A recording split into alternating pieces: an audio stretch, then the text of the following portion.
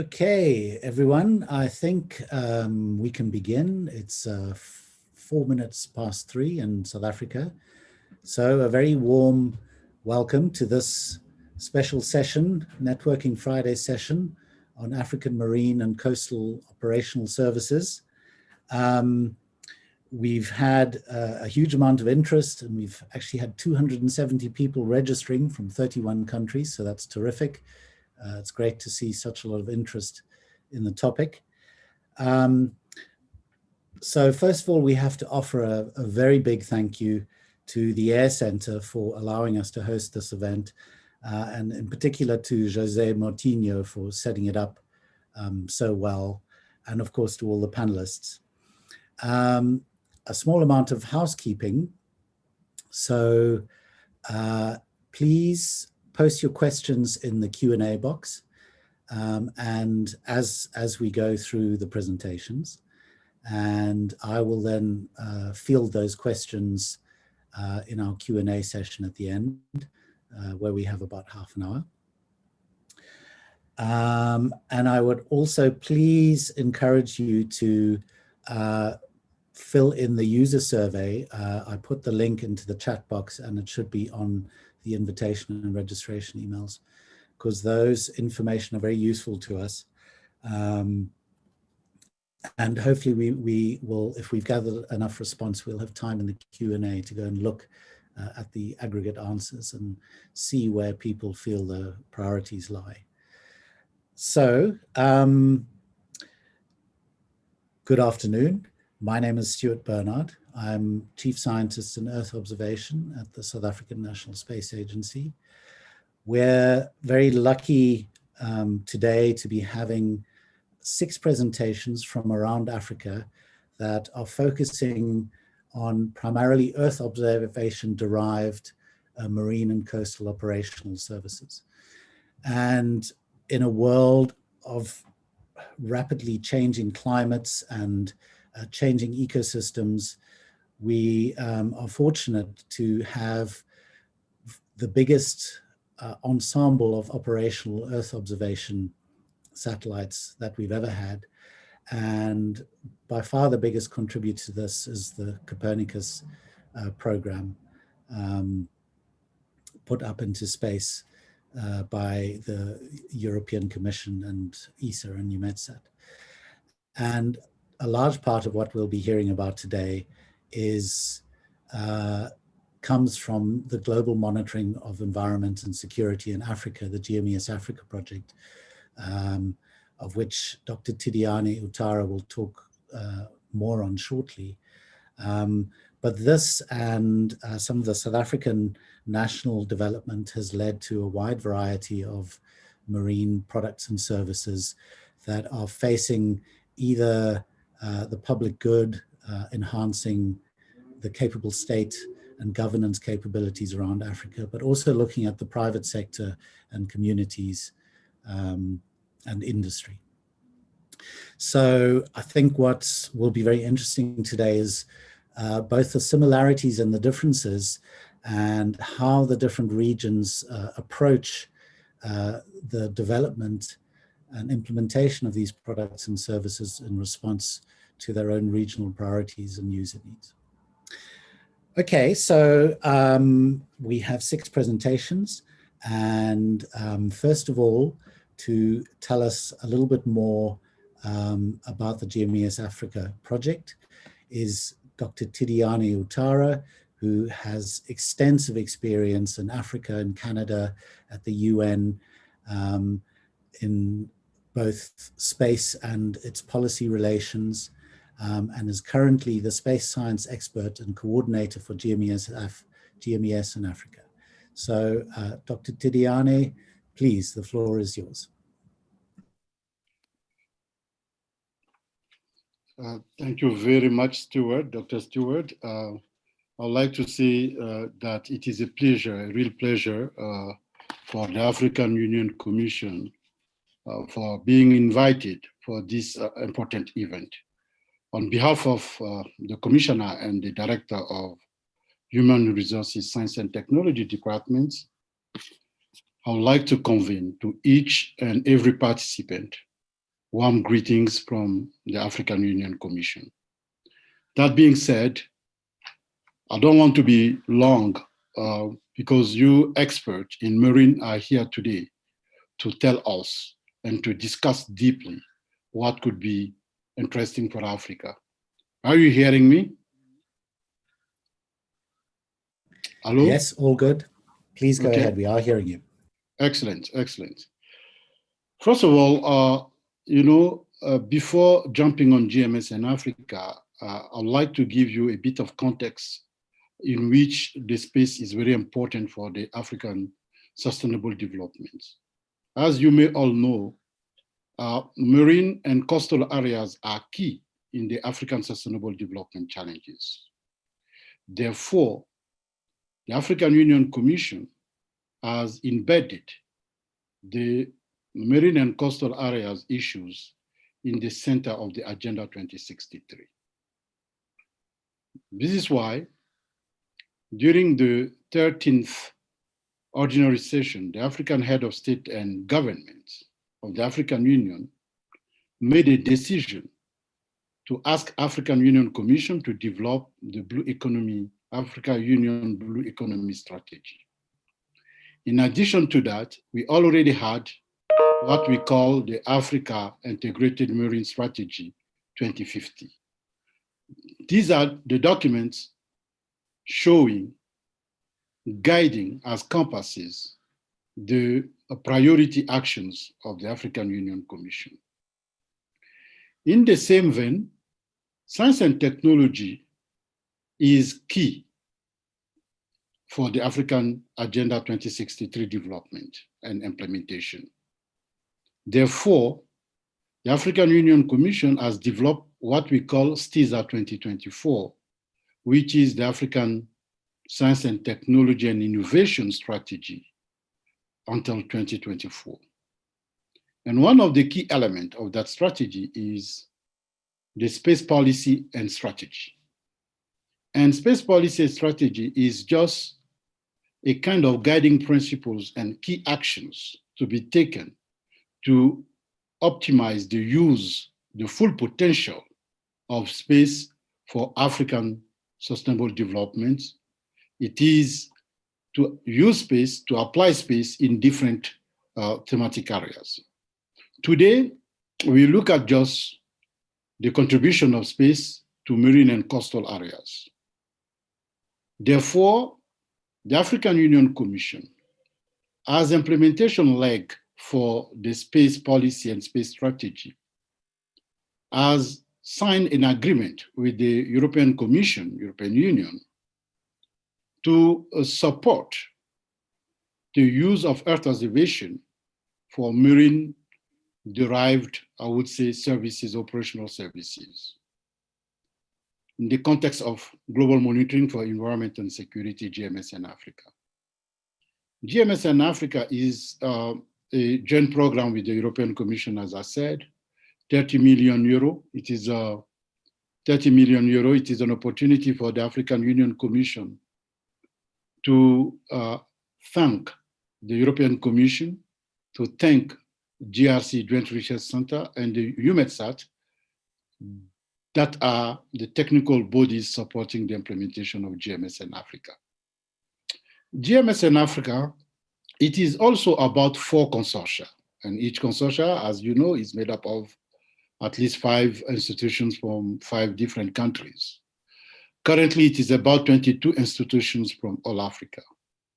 And this is why the theme of your conference today or meeting today is very important, networking. That is a key word for us. As a Pan-African program, GMS in Africa want to give, the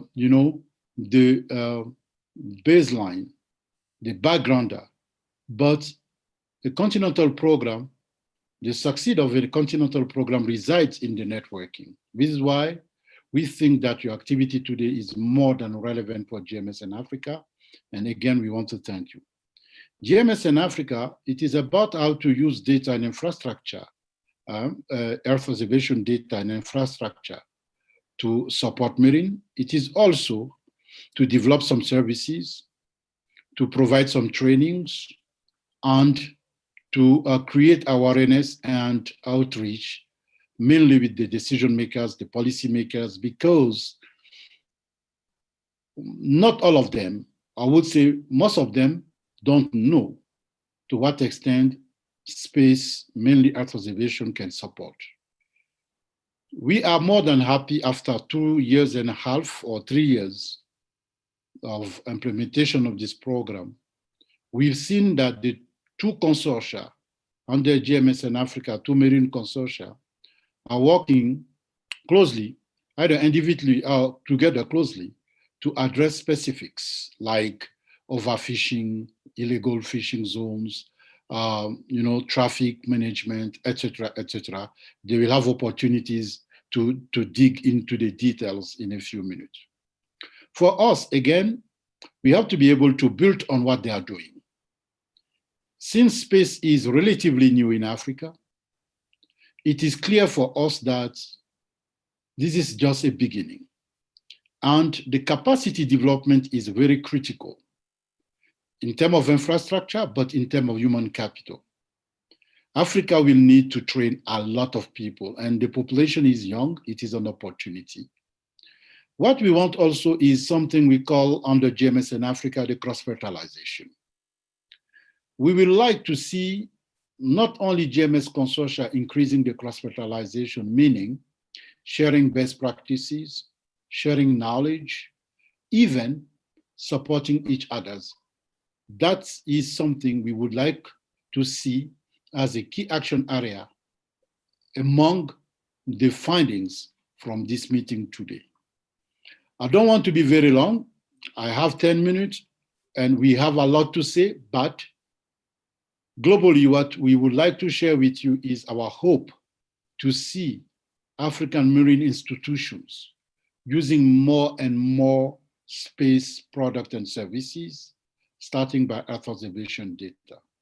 Again, on behalf of the African Union Commission, I would like to thank the organizers, and a special thank to Dr. Stewart, who is one of the leaders of the CSIR, one of the marine consortia of GMS, who allow us to have that opportunities, and we are encouraging all the consortia to look at in the same direction.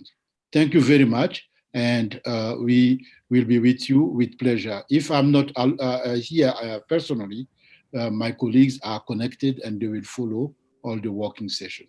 Thanks a lot and have a very good session. Thank you. Okay, thank you very much, Dr. Tidiane, for that. And I think we will move right along to our first presentation, which is from the West African Consortium in GMES-Africa. And the presenter today will be Dr. Kwame Agyekum, and from the University of Ghana, and they've had extensive experience in developing both support for the various sectors in the fishing industry and looking at curbing and monitoring illegal fishing in the region. And Kwame, please, over to you. Hello, thank you so much. Hello, can you hear me? Yes, we can hear you, Kwame. Please go ahead.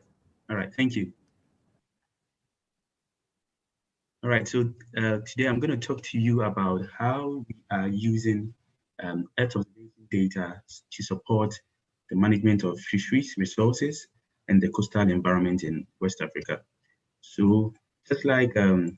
Tidiane had said, Earth observation plays a very, very important role in all that we do, especially when it comes to managing the vast ocean, the resources in the vast ocean.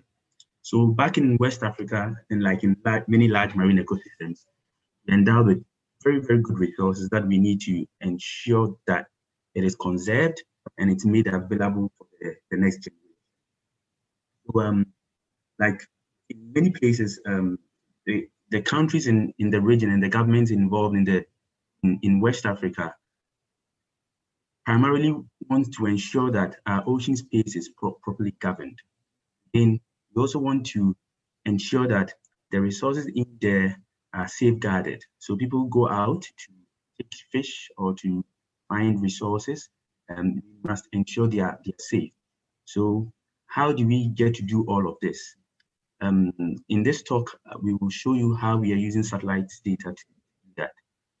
We also need to ensure that our ocean space is pristine. So there are a lot of activities happening out there at sea, vessels moving in and out, and they carry hazardous chemicals. And sometimes you need to ensure that should any accident happen, you need to know where the spillage or where any wrong discharge is going on.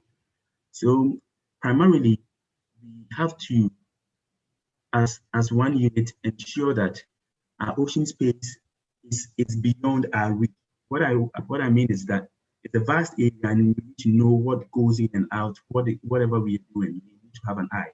And we can't sit back at the offices and do this. We need tools to be able to do that. We need equipment to do that. And satellite provides us all of that. So in this talk, we're going to see how satellite provide that information that we need to be able to promote and safeguard our resource. So in West Africa, IUU is a major issue. And when I say IUU, what I mean is illegal, unregulated, and unreported fishing. The ocean within our space is very rich in resources. But if we don't have the right mechanism to ensure that the resources you have there are not protected, then anyone can come in and take whatever you have. So over the years, we are losing a lot to IUU fishing. Pirate fishermen come in, take a lot, and we tend to lose much. This tends to affect how much food we can put on our table, how much fish is available for the fishmonger or the fisherman to sell to make money. And countries tend to lose a lot from this. So how do we police these resources? Again, it's not just fish. Our coastal environment provides us the space to live, have recreation, and have all the fun. But over the years, due to, let's say, sometimes sun winning, sometimes people go out and they discharge a lot of waste, or they litter the environment. We tend to pollute the environment. So we tend to lose the aesthetic value of these spaces. So how do we also ensure that these areas remain pristine and that we can enjoy, they can provide the ecosystem services that they need to provide? Slides can do all of that. Like I had said in the previous slides, these are some of the issues facing a lot of communities in West Africa. So when UG got on board, University of Ghana got on board as part of one of the institutions that will implement the GMES-Africa service, we decided to look at some services that would ensure or safeguard fishery resources. How do we monitor IUU and cut down on pirate fishing? How can we also forecast and monitor some ocean variables that can allow fishermen to know the state of the ocean, or communities that are dotted around the coast know how safe the ocean will be for them to go out to fish, or is there going to be a tsunami and all of that stuff? Again, we also set out to monitor coastal activities and see which part of our space are vulnerable to waves, swells, and so forth. So we came up with about 5 services, and the services are listed there: monitoring of IUU fishing, forecasting oceanographic variables, early warning, coastal vulnerability monitoring, and ecosystem and mapping. So in this presentation, I will show you how we are using Earth observation data to look at all of these processes and manage issues that are relevant or are related to the issues that I had listed earlier. So one of the services that we provide is monitoring of IUU fishing. So we do this by identifying areas that are productive in the ocean, and we also combine that with vessel traffic activities. In doing this, we are able to identify areas that are productive and know where the vessels go. We advise stakeholders. we largely target regional fishery bodies. In West Africa, we have the Sub-Regional Fisheries Commission. There's also the FCWC. We work directly with the Ministry of Fisheries or the relevant ministries in 12 coastal countries in the region. We also work with universities and other research institutions where we provide them with information, provide them technical support so that they are able to utilize Earth observation information in managing the resources.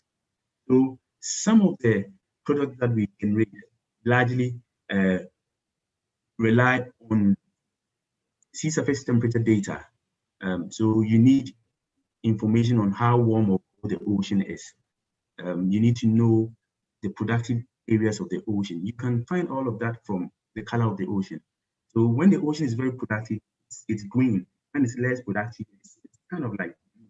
So there are satellites in space that are able to track all of these features, just like in Mendes front and all of that, that help you to know that these areas are productive, right? So as marine scientists, we look at images from satellites that allows us to find these features. Then we are able to, based on the understanding that we have from basic oceanography and all of that, we're able to map up areas within the ocean that are productive. And we then advise fisheries managers on where a lot of fishing are likely to take place. So back at the University of Ghana, working with our partners, about 6 of them, we generate this information and disseminate this via email via our web portal, via an app that we just developed to stakeholders who look at this. Then they are, based on that, plan their activities and on how to go out to find people who might be involved in that fishing. Again, these are some of the products that we generate. So periodically, we generate maps of productive areas. We overlay this with AIS data that tells us where in a day, where we think a lot of fishing might have happened, where are the productive areas, and so forth. We also analyze vessel traffic information to generate what we call fishing density maps. It's sort of a proxy for fishing effort. So if you look at the lower left of your plot of this slide, there's a plot there that shows West Africa and some patches of light blue to yellow or red. It tells you that those were the fishing grounds for that day. And it's very useful for fisheries managers because when you have such information, you know where people had gone out to fish, you know where a lot of fish were taken, and it's very useful for planning and for developing tools for management, right? In addition, in the middle, you can see a screenshot of a report that we generate automatically from here. Basically, we look at vessel traffic information, we compare that with an IAU list, we provide information to our beneficiaries on which vessel had come into your EEZ to fish. Is it an IAU vessel? If it is, we have given you that information. Perhaps communicate with your Navy to go out there to look out for them. These and more that we generate here to support fisheries management. Apart from that, we also use some radar images to detect dark target vessels that are not reporting their positions. It's very useful for fisheries management. In addition, we also generate some conditions at sea, forecast products that we disseminate via SMS. What we do is, this service is mainly designed to look at, to target for artisanal fishermen. Artisanal fishermen don't have sophisticated tools to know the state of the ocean. So we collect that information from satellites and from model products for instance, from Mercator. And when we have that information, we generate indices that allow them to easily know whether it is safe to go out to fish. So for instance, a fisherman will get an alert on his phone. It comes in as an SMS. It says 1. 1 can be interpreted as it's safe to go to sea. When you get something like 3, it's not safe, it's dangerous, so don't go. That sort of information protects lives. Trust me, I mean, We have had instances where people go out to sea, the waves are too strong, their feeble canoes cannot stand the threat at sea. But with this information, they are able to plan and we protect lives. We've had instances where most fishermen cannot read. So what we did was, why don't we provide them with flags? So for all the coastal communities or landing sites, we go out there, find someone who can read, then we provide that person with flags. So there are 3 flags that we use, and you can see them down there, one of the slides, on this slide, down there. Green means it's safe to go to sea. Yellow, it's not safe, it's intermediate or a bit rough. Red, very dangerous, don't go out to sea. With this information, you don't need a fisherman to be able to read English or to be able to have access to phone. He only sees the flag at the beach and he is forewarned whether it's safe to go to sea or not. So this information we are also disseminating via UMEDcast. We have a project website and a geo portal that we use, and we recently also developed a mobile app that allows us to share this. And it is so useful, it's widely used in West Africa. These are other additional information that we generate. We have a periodic report that we work with one of our partners, Ghana Meteorological Agency. We disseminate this via email. So every day at about 3 p.m. or so in Ghana, they get this alert. And we encourage other countries to do that. So GMES also work with other institutions in the sub-region, in the countries that we work with, to generate this sort of alerts for coastal communities. We also map coastal ecosystems. So one of the one of the regions that we look at is mangroves. Mangroves have a lot of ecological importance.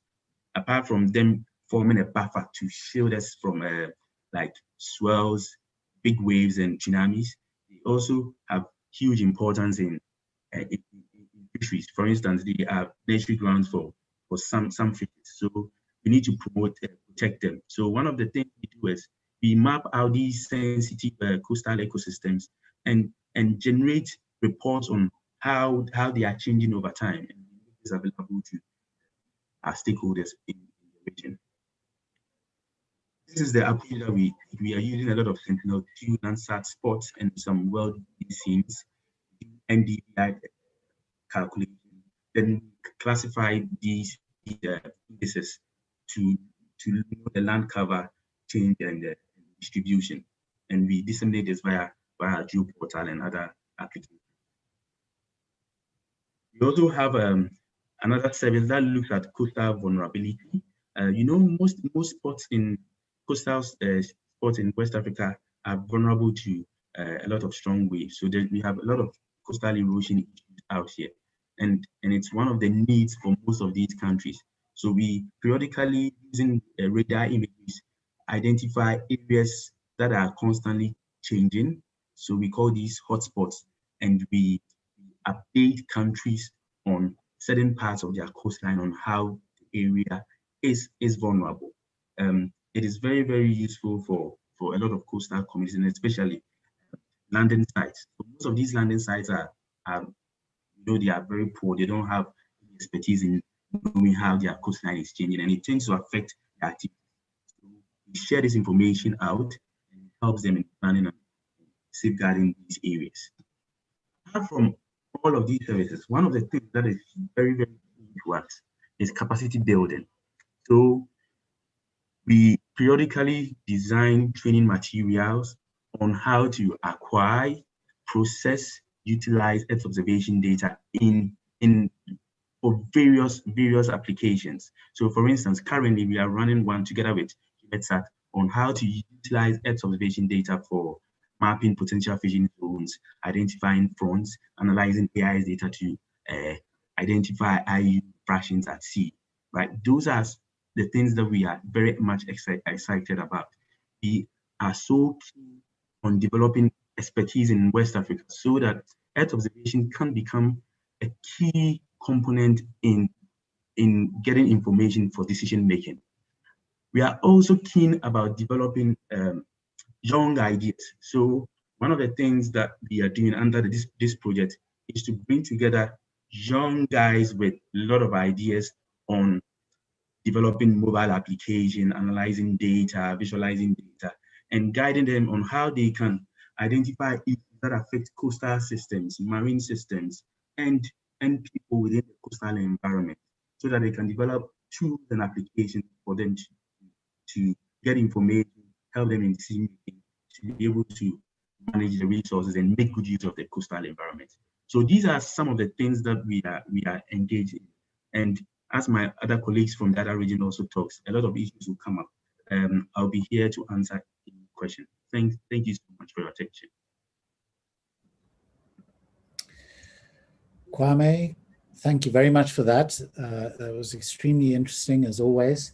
I would again please remind you that many of the questions in the survey actually pertain directly to the issues that Kwame was talking about with regarding to illegal fishing, fishing zones, questions about the services there, questions about economic growth, etc. But so please go and fill in the survey if you've got the time. Okay, thanks very much again to Kwame, and we're going to move up north to the Northern African Coastal Zone and hear about the NAF Coast project. And so I would please ask Professor Islam Abu Al-Majd from the National Authority for Remote Sensing and Space Sciences in Egypt to present. Professor Islam, over to you, please.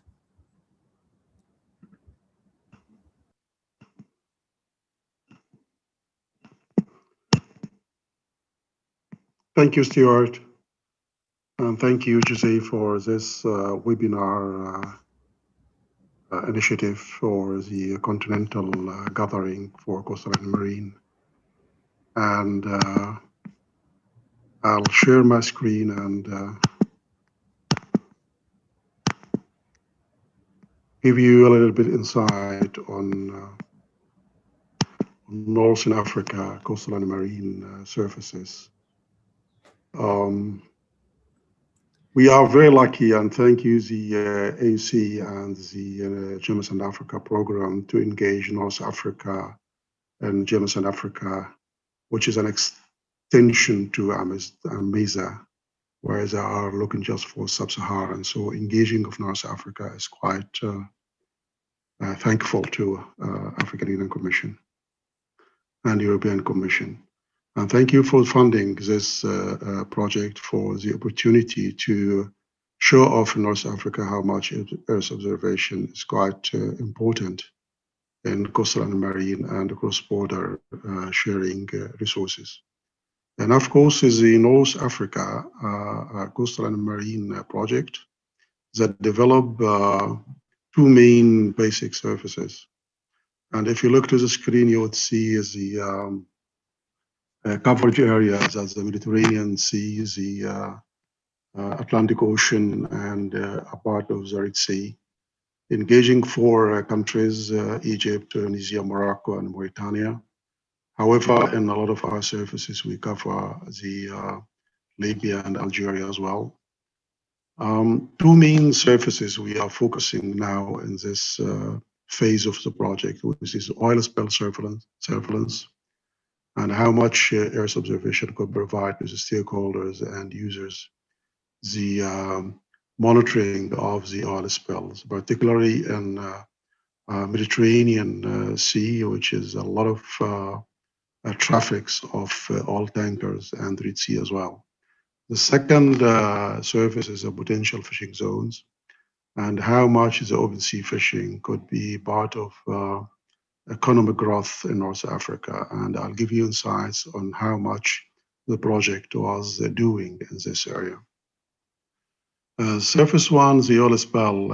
If you look to the general idea about the oil pollution and ship discharge, you would see about 48% of the oil pollution coming from shipping, and 5% comes from tanker accidents, and this is quite happening. And recently, the big tanker accident happens at Red Sea.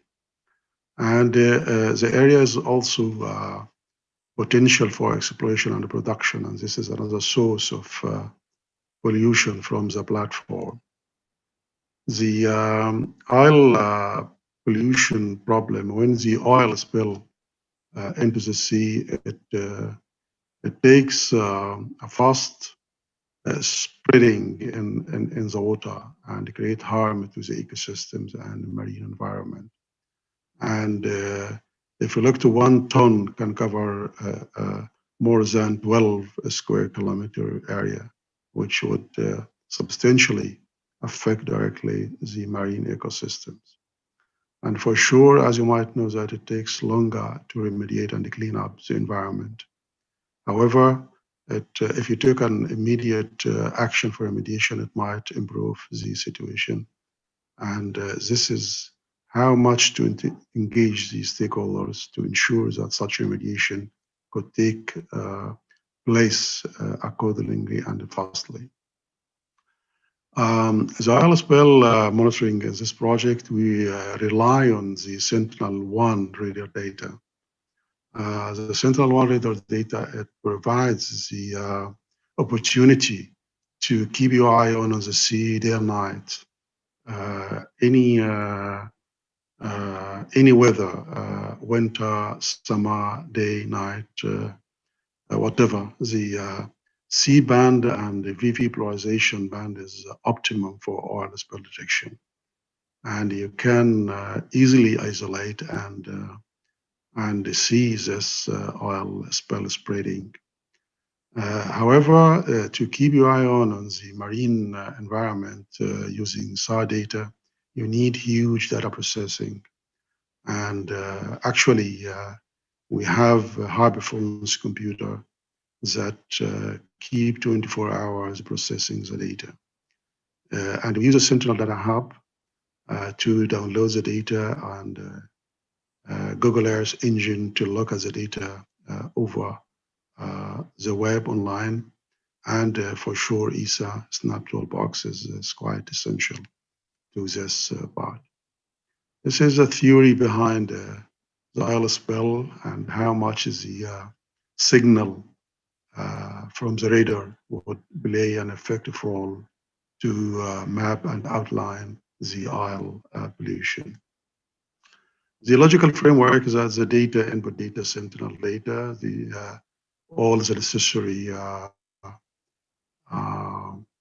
pre-processing to make the data ready, and then make the model of dark spot detection, taking care of wind field estimation, all the clustering, processing, and discrimination, then end up with the mapping and make a mask layer for only the shape area of the oil spill. And we are happy that to integrate this data with the IS data that create understanding of what is the source of this pollution, either it's a ship or other source. And we clearly identified a lot of cases as a source. And during our engagement with the Environment Agency, it was very, very helpful. The project developed a template that enabled standardization between the whole region, between Egypt, Tunisia, Mauritania, and Morocco, to do the same job. We leveraged the capacity. We made training courses over the web, and the COVID-19 pandemic problem. We made a lot of about 6 to 8 courses to the partners, and we made sure they are able to do the same job as is NARSS doing. And we standardize the template, and we generate this template on a daily basis for oil spill cases in the marine environment. The key issues that we identified, our system identified and mapped a very big incident at the Red Sea. And when we told the Environment Agency, an aeroplane to look at this one, it was a great interaction with the Environment Agency. And this is, just to stop a bit, because this is airplane surveillance, the oil spill incident in the Red Sea. So this was a quiet harmony between the project and the Environment Agency for the oil spill. This is the same template in Tunisia. If you look to Egypt and Tunisia, you will see the same template, the same layout and description of the case, the day, the source, to make an atlas, because this would be generated as an atlas hard copy, and it's already on the Q portal to be accessed and sent to the users and stakeholders. And this is Morocco, it is the same. If you look to some statistics of this kind for a specific country like Egypt, about 5,500 scenes are processed, 5.5 terabytes are processed in the last 4 years. We just went back to about 4 or 5 years to see the accident. 700 plus processing hours just for these cases. When you get the potential that the scene has some cases, so you need a processing. So there's a large data processing behind this surface. And in our case in Egypt, we found 179 oil spill cases just in 46 months. So all this data in 46 months, and we identified a real accurate 179 cases to the Environment Agency. The engagement with the Environment Agency is quite important, and this is the Assistant Minister of Environment in Egypt, and he just gave a little bit talk about how much the project is beneficial to them. I'll leave him for just 1 minute and skip it.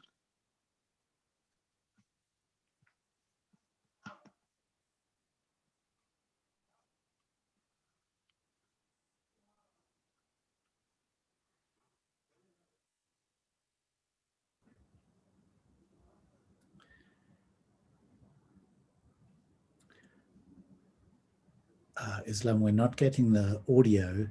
If the audio is critical, you might need to change your volume settings. You are not able to hear them. We're not hearing what he's saying, no. Yeah,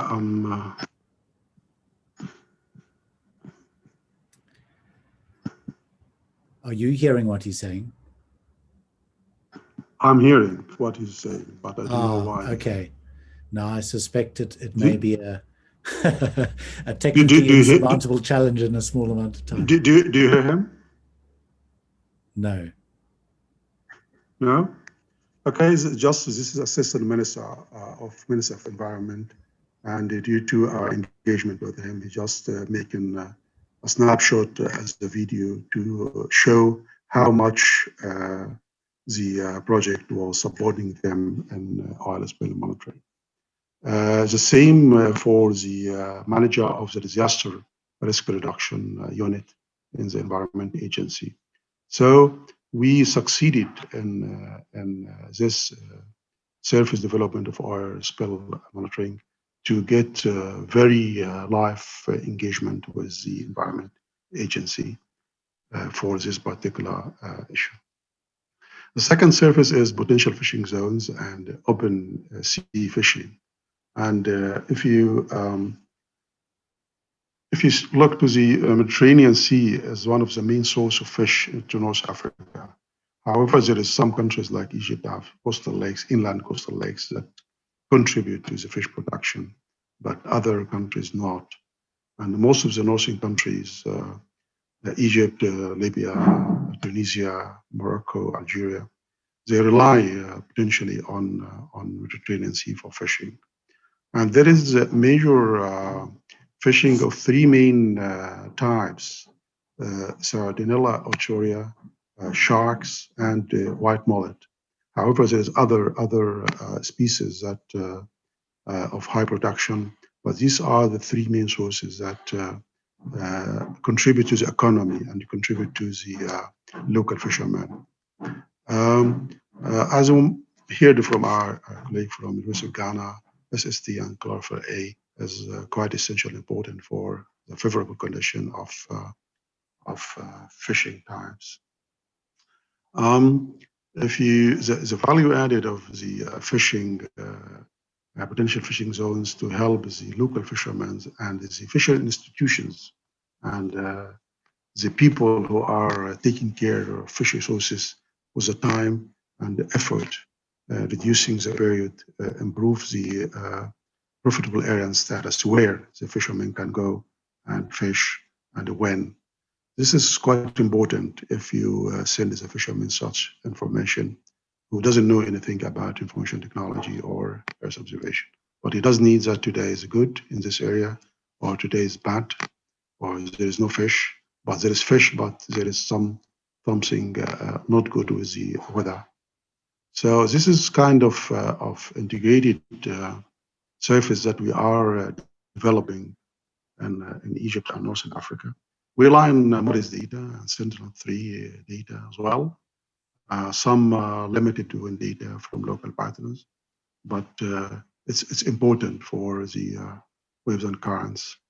Record for fishing stock for validation, and this is quite important to ensure that the results of such potential fishing mapping zones are quite reliable and related to the reality on Earth. Why Sardinella euphoria? This species was started with, however, will continue to make for shark and white mullet because it's a very economic fish type in the Mediterranean.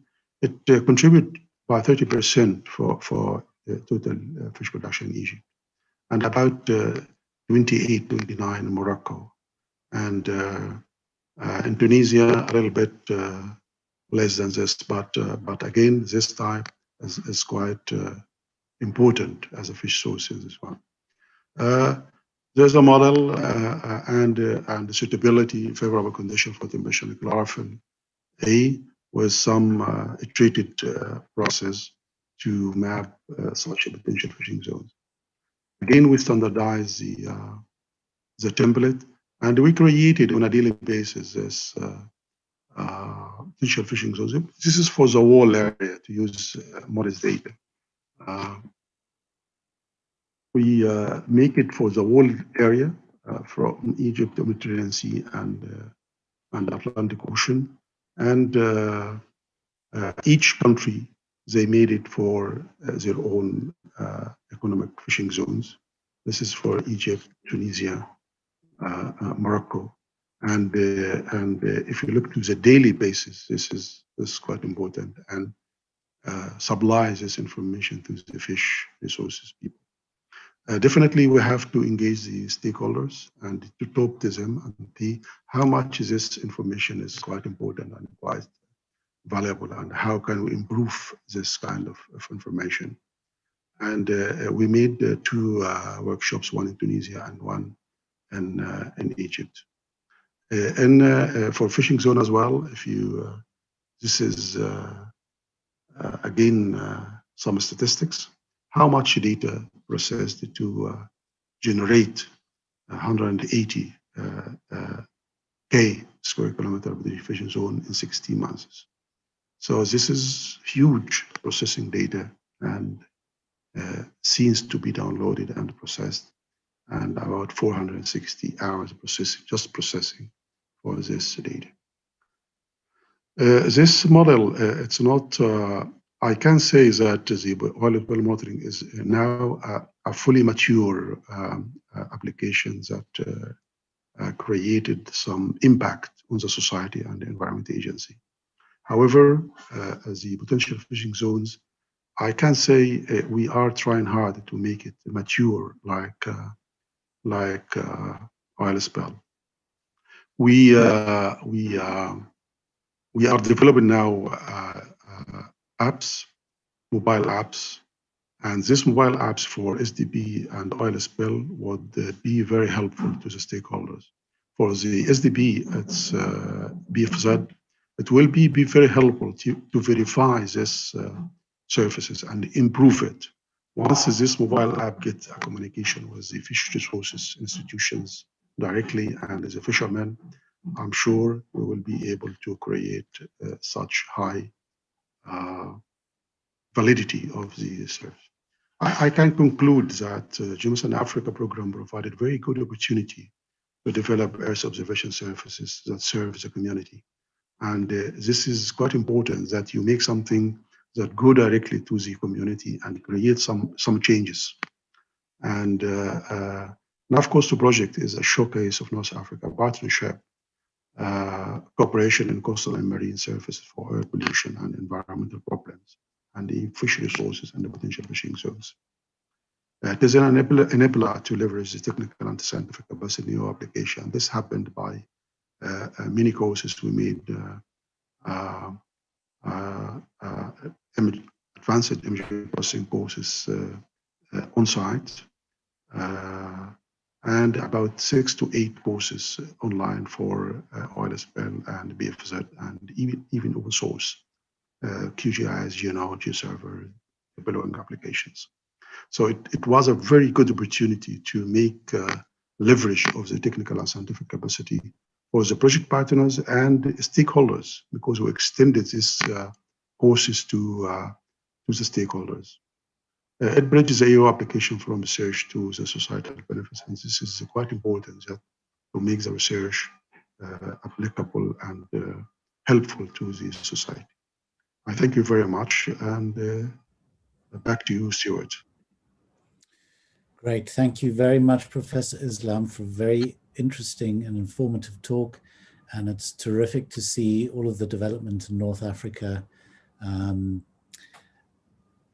So thank you very much for that.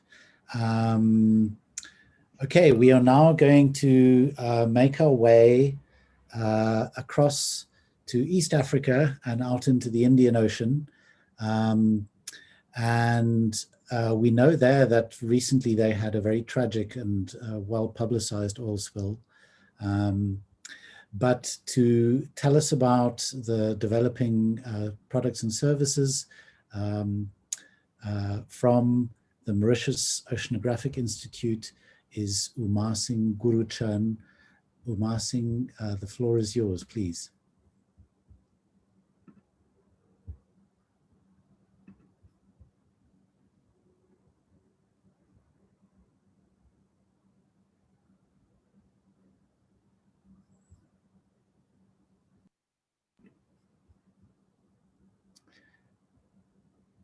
Oomarsing, are you able to share?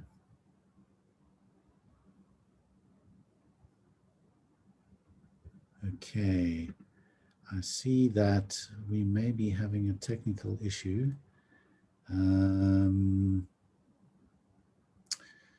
Oomarsing, are you hearing me?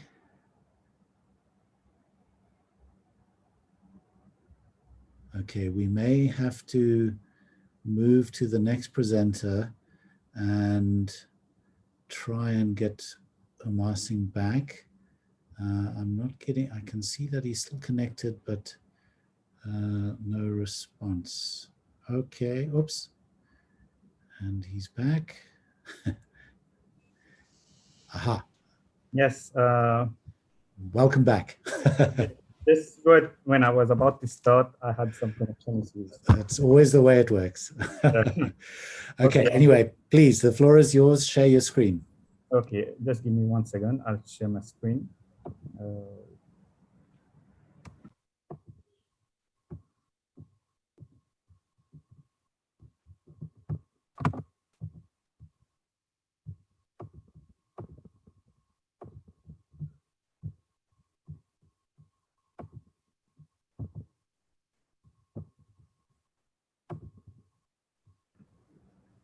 Is it okay? That's great, thanks. Just put it in slideshow mode.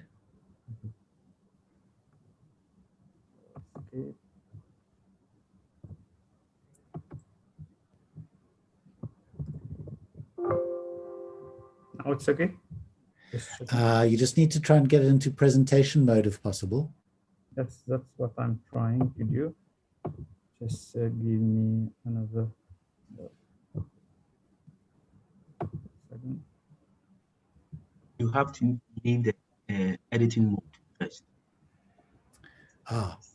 So Kwame says if you enable editing, you'll get into slideshow. No, I'm already into slideshow, but then I'm not seeing the. Okay, well, so maybe try clicking on enable editing, but if otherwise we can live with it as is if needed. Just I'll share it again. Okay, or there's, oops. So there was a button on the top of the screen called enable editing. Yep. Now it's okay. Yeah. Is it good now? All right, perfect. Great. Thank you. Please go right ahead. Again for these little problems. Good evening, everyone. I'm Oomarsing Gooroochurn from the Mauritius Oceanography Institute from Mauritius. I'm presenting on behalf of my project leader, Mr. Eric Martial, who could not be here today. First of all, I would like to thank the organizers, Air Center, the AUC, the EU, for giving us this opportunity. It is a pleasure. My presentation will focus mainly on how we will be using Earth observation data to help policymakers address issues related to marine and ocean in the region. So, just move to the next slide.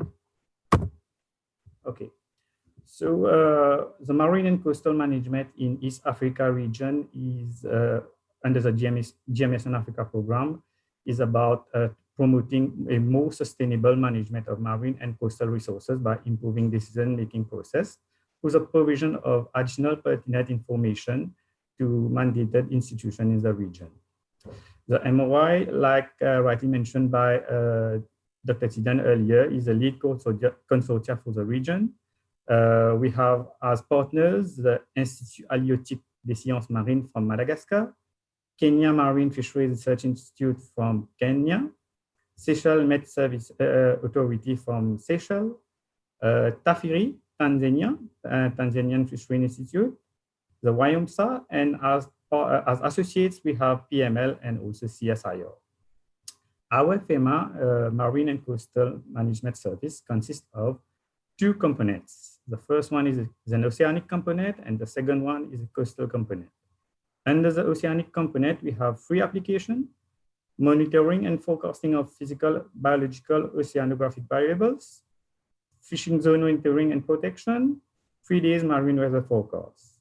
And under the coastal component, we have coastal vulnerability, coastal ecosystem mapping, monitoring, and assessment. So basically,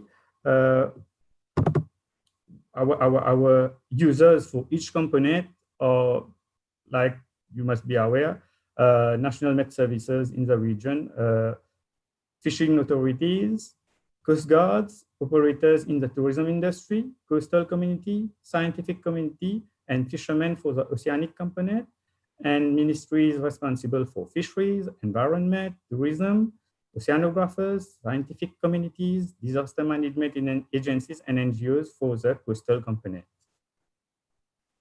And our geographical coverage, like you can see in the image, is the East African region comprising of 7 to 8 countries.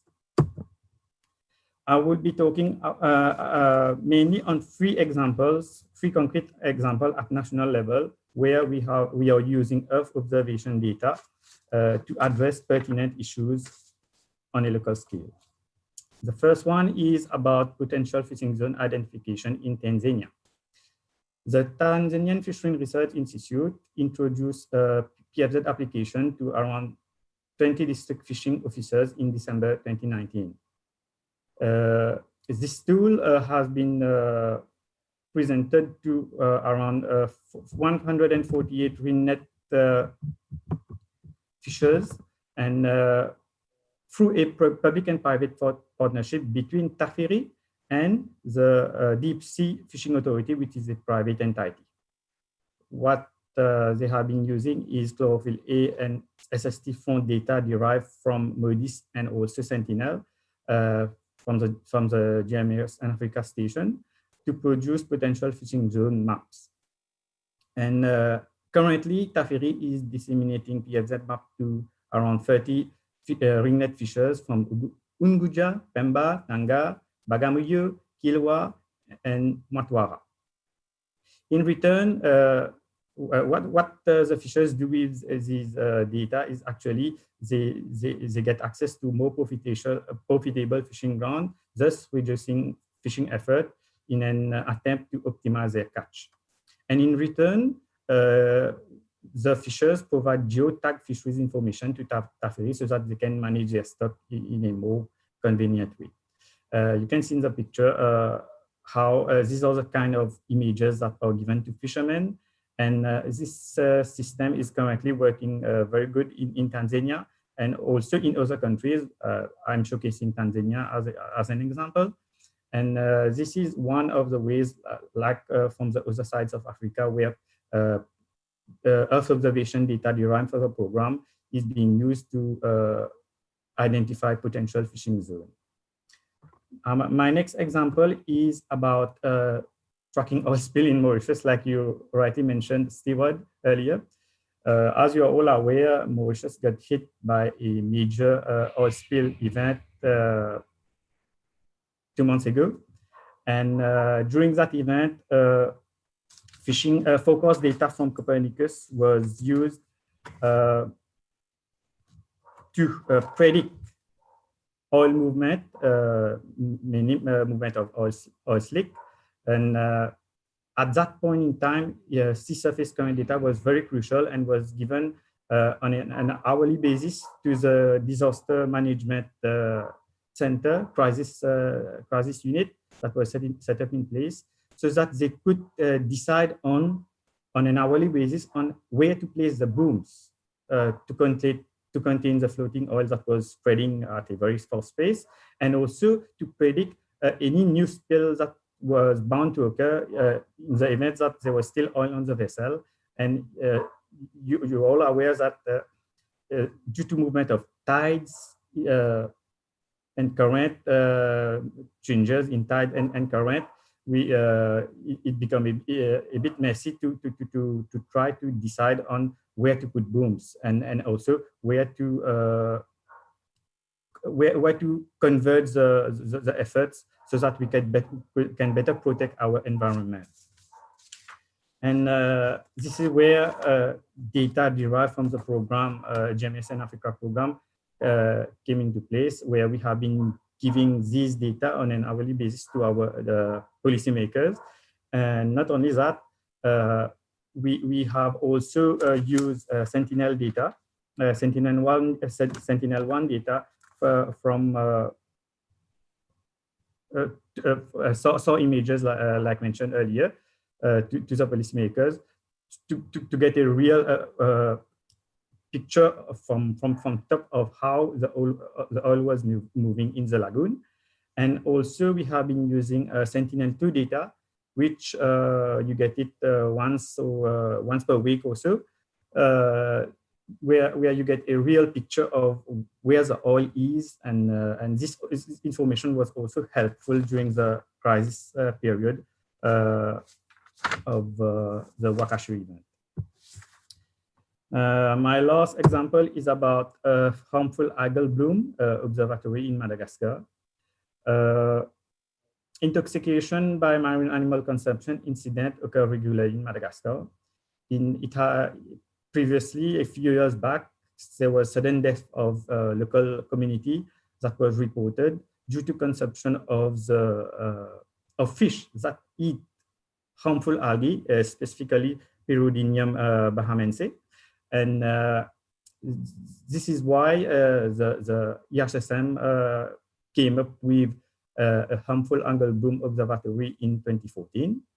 And what they actually do is that they use data from previously MESA and now GMES-Africa, SST and chlorophyll data from the East Station to monitor toxic algal bloom and they use this to model the risk of any bloom also, that a likely events that may come into place in the days to come. What they actually do is that the model, what it actually does is that it monitors the chlorophyll and SST in the region, and once both parameters cross a certain threshold, so the likelihood that there will be a bloom event in 10-15 days time rises, and this is where they inform the population that in 10 days, into week times, you should not be consuming fishing and consuming fish in a particular region. And this has worked very well in HSM, and they are still working on. They are still giving these. You can see in the image the observator ICAM. They are still giving this information on, during the peak season of summer season, mainly of algal bloom. These are the three major examples that on how in the East African region we are using Earth observation data derived from the program to assist policymakers on an operational basis. But also, I would like to add that before I end, that we are also giving the current forecast data for search and rescue operations to the National Coast Guards in the region. The data are also being used for marine spatial planning. Students that are doing research in Earth observation or in the marine sector also use data from the program, and we are also collaborating with a national institution, regional institution, namely the Indian Ocean Commission, for the monitoring of IUU and for the monitoring and control and surveillance program, where PFZ information, sea surface temperature fronts data are used for monitoring of IUU vessel, and our buildings that we produce on a monthly basis also help scientific community. This is basically what I had to say. Thank you. Back to you, Bernard. Oumarsing, thank you very much for a very interesting presentation. We hope that your oil spill is now a thing of the past and is less likely to be repeated, given improved navigation and environmental information. So thank you very much. Thank you. Okay, we are now going to move south and start looking at this South Africa. And this is actually not directly a GMES-Africa project. This next project, which is the National Ocean and Coastal Information Management System, actually co-provides services to the GMES-Africa in the region, and is developed as a national South African capability. And to tell you more about it is Dr. Marjolaine Krug from the Department of Environment, Forestry and Fisheries. And for those of you who don't know, Marjolaine is also one of the world experts on the Agulhas current. So Marjolaine, thank you very much. Over to you. Thank you, Stewart. And thank you for the opportunity to present. Okay. Are you able to see the presentation as it should be? We can see in here. You just need to go into present mode. Oops, okay. with your other screen. Okay, there we go. There. Perfect. Perfect. Off you go. All right. Thanks for the presentation. Yes, so this is a South African national project. We call it OCIMS, for Oceans and Coastal Information Management System. And this presentation is with significant contributions from the CSIR and the SAON teams. So the national OCIMS aims to unlock the economic potential of South Africa and promote the sustainable use and preservation of our oceanic ecosystem.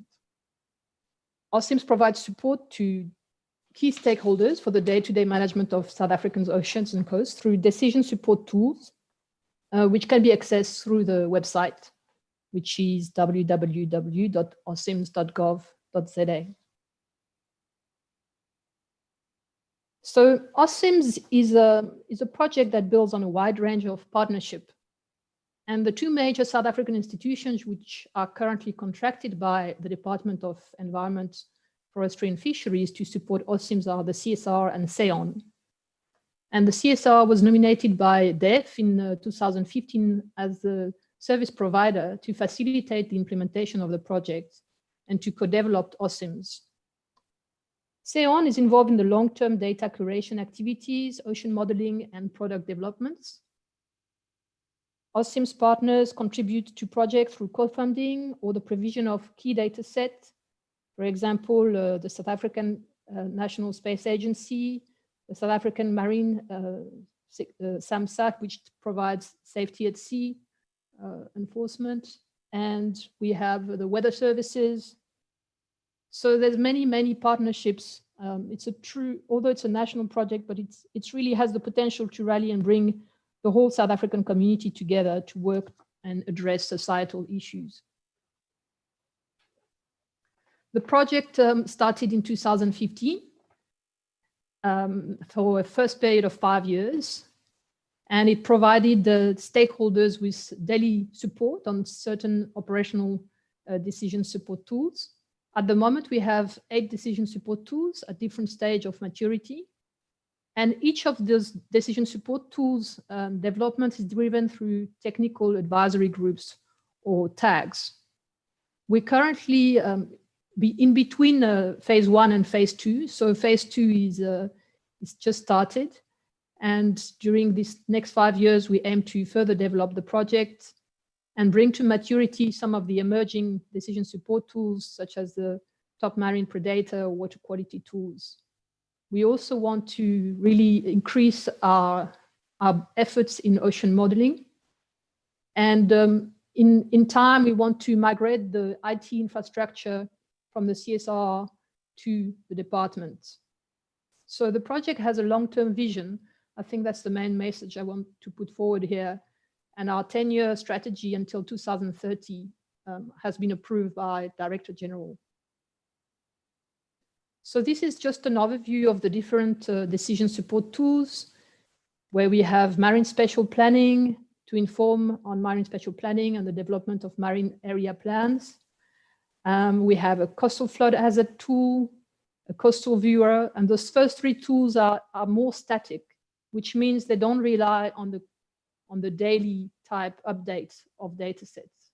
And then we have some more dynamic decision support tools, such as operations at sea, to inform on sea state and support search and rescue, integrated vessel tracking for surveillance, fisheries and aquaculture, water quality, and marine predators.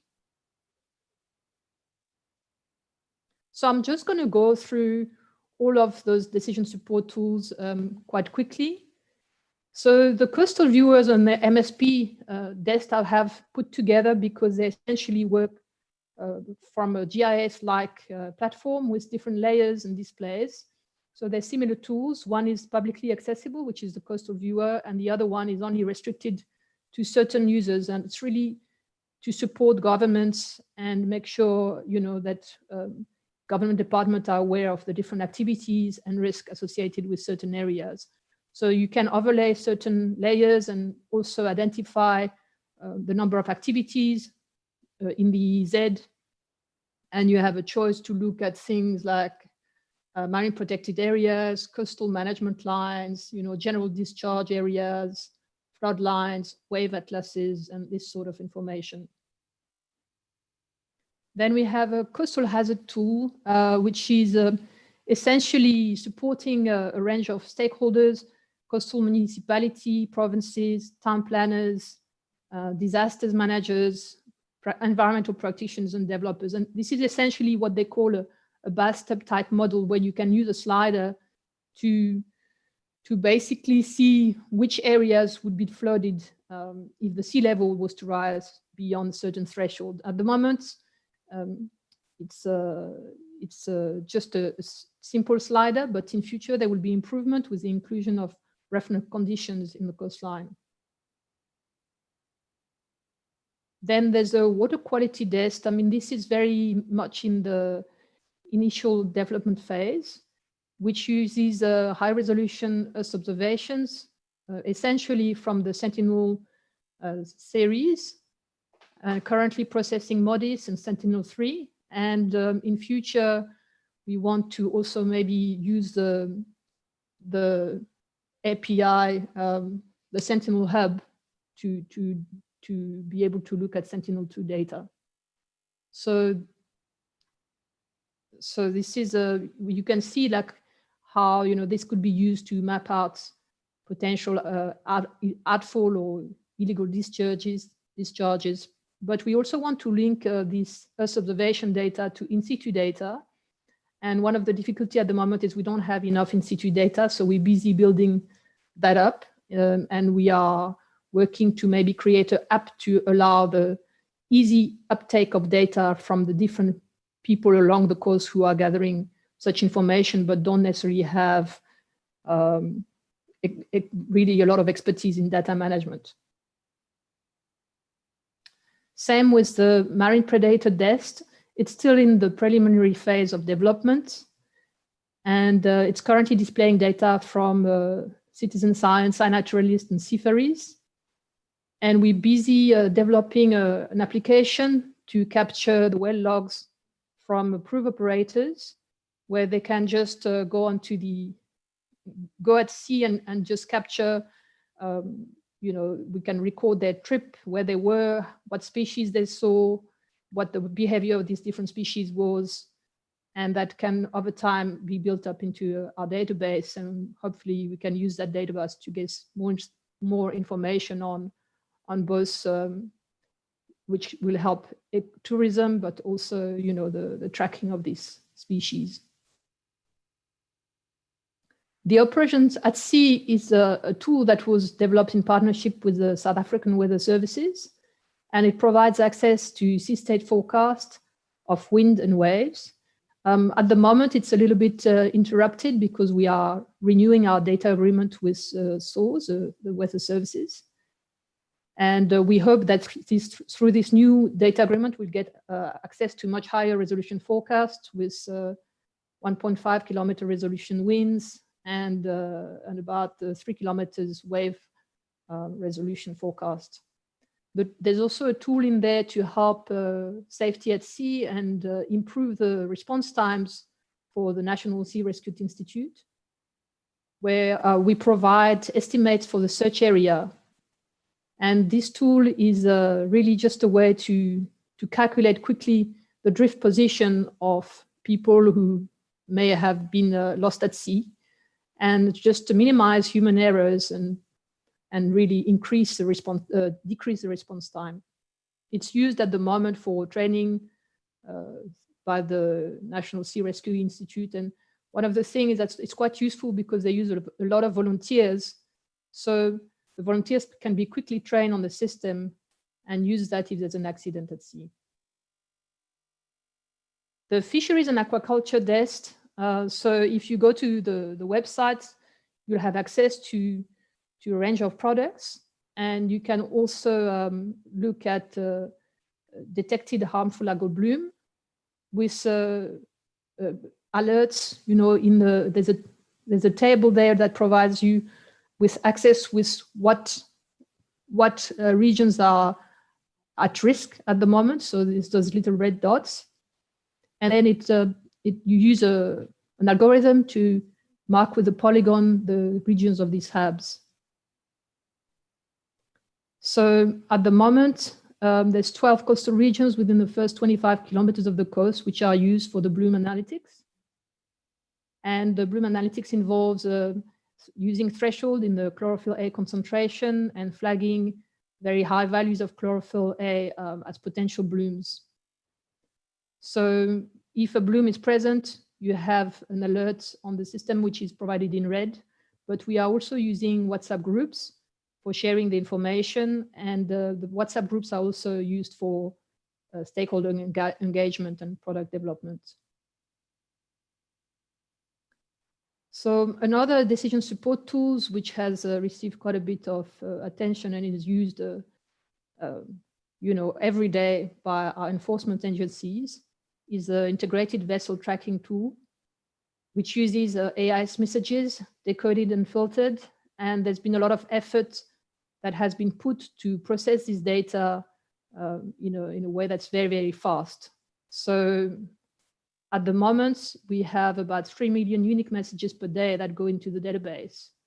And really those programming is optimized for quick retrieval of a week's AIS data is recovered in under 8 seconds. And you can identify different types of vessels, look at the vessel information, whether it's a cargo, a tanker, or fishing vessels, and extract some analytics from that as well. So we can combine the AIS data together with SAR data, also from the Sentinel SAR series and RadarSat. And then we can match it to the AIS and detect potential illegal activities.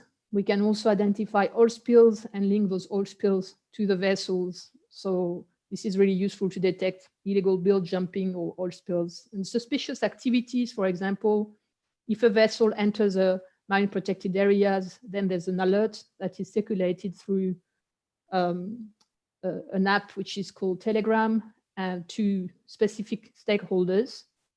And this tool is accessible only to specific stakeholders for security reasons.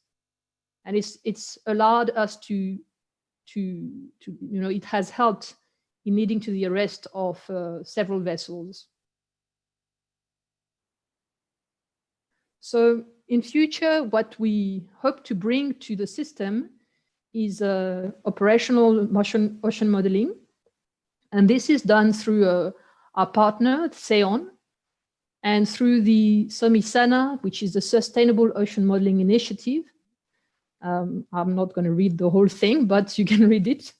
So the ocean models are used in 2 ways: to provide hindcast and look at long-term trends and changes, and also to be able to work on scenarios, testing, and understand the state of the ocean. We also have NARCast, which in the future will be integrated into the existing OCIMS DEST and will help in providing ocean forecasts. And then the idea would be that basically we can derive marine weather tools with forecasts continuously updated. So we are currently developing a hindcast of the whole South Africa EEZ and more, which is at a 3-kilometer resolution and which will cover the period 1980 to present. And we hope that this hindcast will be completed before the end of the financial year. And that will really provide us with the benchmark on what we need for computer, not only for computer requirements, but also for us to be able to truly validate the model, make sure that the model is representative and of what is happening in the ocean. Another approach we have taken to enable a faster deployment of operational models is to look at specific areas and have high resolution zooms or nested models within the larger models. So we use the CMEMS models to force at the boundaries of these models. And this is an example on the right-hand side where we have derived a model over the Algoa Bay region. And the model at the coast is about 500 meters in resolution. It's a curvy linear grid. And the offshore conditions are provided by Gloris. So it's a CMEMS product. And we also hope that this coastal smaller scale model will be available by the end of this financial year. And as you can imagine, this is very useful to predict, for example, if there's in the area, there's a lot of bunkering activities and the risk of oil spills. So at the same time, we have endangered penguin species. So it's very useful to provide conditions at sea and enable the tracking of the potential oil spills.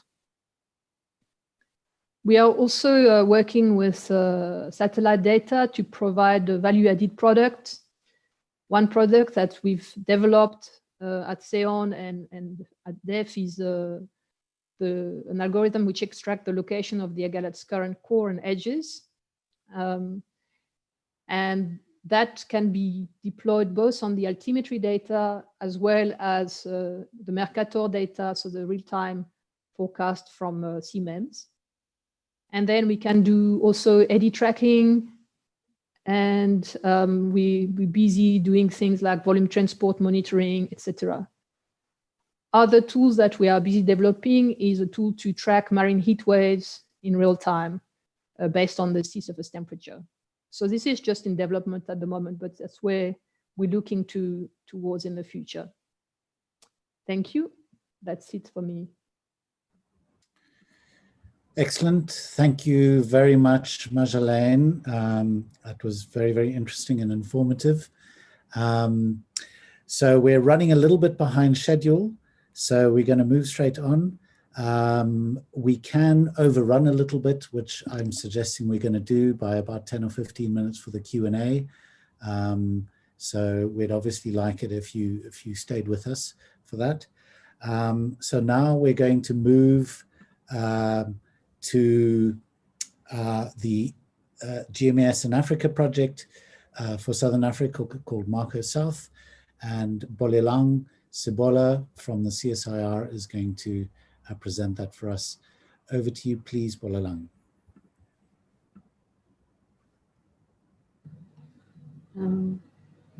Thank you, Stewart. Thank you to the organizers, and good afternoon to you, ladies and gentlemen. Can you hear me? We can hear you fine. We can't see anything yet. That's because I'm still busy sharing. Okay, there we go. That's looking promising. Okay.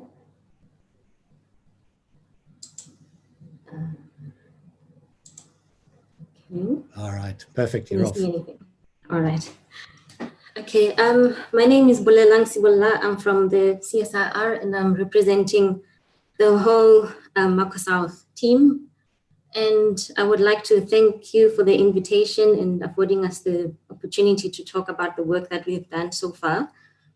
The MarCoSouth project, as you will see as we go along, started in 2018, and it has a lot of synergies with the OCIMS project that Dr. Krug has just spoken about right now. So you will be able to see some similarities in there. I think the strength of this project has been because that it had a lot of work that had been done on a small region and was then able to be upscaled to work on the bigger Southern African region. Okay, so the consortium for this project is quite diverse and quite big. It consists of a lot of institutions of higher learning, institutions of research, private sector, and public sector. The structure of the consortium also helped us because we were able to implement the concept of co-design. And if you know about co-design, you know it's about bringing people with different diverse expertise and including the stakeholders, also the data that's involved, and bringing all that together to create bespoke applications that can be immediately and readily used by other people downstream. So at this point, I will be talking about the impact that we have achieved so far with the project and the services that we're offering and that we intend to offer going forward. The services are geared in such a way that they provide solutions for communities, and this range from sea rescue, as you have seen also with OCIMS, supporting small-scale fishing communities, and also operations for artisanal farming further up the region in Tanzania and Kenya. The other solutions are geared more towards industry that support aquaculture, and then regional optimization of observations and maritime operations, and also supporting small regional and large pelagic fishing industries. Also, we create solutions for government, and in this case, it's mainly towards law enforcement and policy development to make sure that we don't deplete the oceans of resources and that everything is used in a sustainable way. So the services that were developed are 3, but the 3 services also now have 2 applications each. So there's 3 services and then 6 applications in total. I'll go through the details of each and then show the impact that was achieved until this date. The first one looks at fisheries and aquaculture. And as you can see on the science side, there has been publications that have been done. There have been also collaboration with industries. And as you will see also next, we will hear from ABALOBI and they will tell you more about their involvement in this part. There's also another part to this which deals with harmful algal bloom detection. And if we do get a bit of time, I will try and show some of these applications, if you allow me at the end. The impact of this one has been quite interesting because from 2016 and further down into the years, we've seen a reduction in loss of income that contributes to the GDP. And also there's been also a decrease in amount of stock that are available. Then moving quickly on to the second service, which looks at coral bleaching, monitoring, and water quality. And this is more about coastal operations, as we can see over there. Okay, so on this particular one, we will see that it is done, coral bleaching is monitored on a site-specific level. And then on the other hand, we see the different parameters that are measured to provide a more user-friendly service that can be understood by users downstream. Another application that we have in this service is the water quality monitoring. This one is also interesting because we have a private sector partner, which is Sayona Lakes. I'll talk about this later, that is providing us with assistance in this regard. And we're planning to put up 12 sites around Southern Africa that will be monitored for water quality, and Sayona Lakes will be helping us in this regard. If you want to know more about Sayona Lakes, there we go. They are providing us with high resolution water quality monitoring services, and they are a small SMME in South Africa. The third type of services that we have refer to marine operations around fishing, shipping. So the first one, as you will see, is ship monitoring and vessel tracking. This is almost similar to the one that we saw in Dr. Krug's presentation. However, the difference is that the area has been increased to cover the whole Southern Africa. And of course, this brings in the use of more resources and the requirements of more data. And primarily we use AIS data to identify the vessels, the vessel characteristics, and also monitor the behavior of the vessels. However, there are cases where we know that if people are doing illegal things at sea, they will not immediately identify themselves. So with this now, we go a step further and use satellite imagery, and we're fortunate enough to be using Sentinel products in this project. So we use the satellite imagery to go and detect further if there is actually a vessel here and what has it been doing in this region. 2 types of analysis that we perform in addition to using the AIS to monitor the behavior of fishing vessels is the tracking of bilge dump and detection of it, and also the dark target detection. So dark targets, as we have heard, are those people who switch off their transponders when they do not want to be found. So if you can see the 2 images over there, the first image on your left is a black line that shows you the bilge dump. And this is about 160 kilometers long. And from the experts, I've heard that it takes about 4 hours to be able to form such a trail with this kind of vessel. And we were able to intercept it and find out where it was going and heading and identify which vessel it was. The interesting thing about this is also that you can see that there are 3 different countries or zones involved. The first one is Mozambique, and then there's an island, Wanda Nova, and then there's also Madagascar there.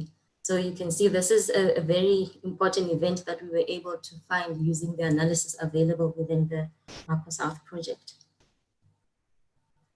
Further on, we're also able to support law enforcement when they do suspect some kind of activity that is not correct in the ocean.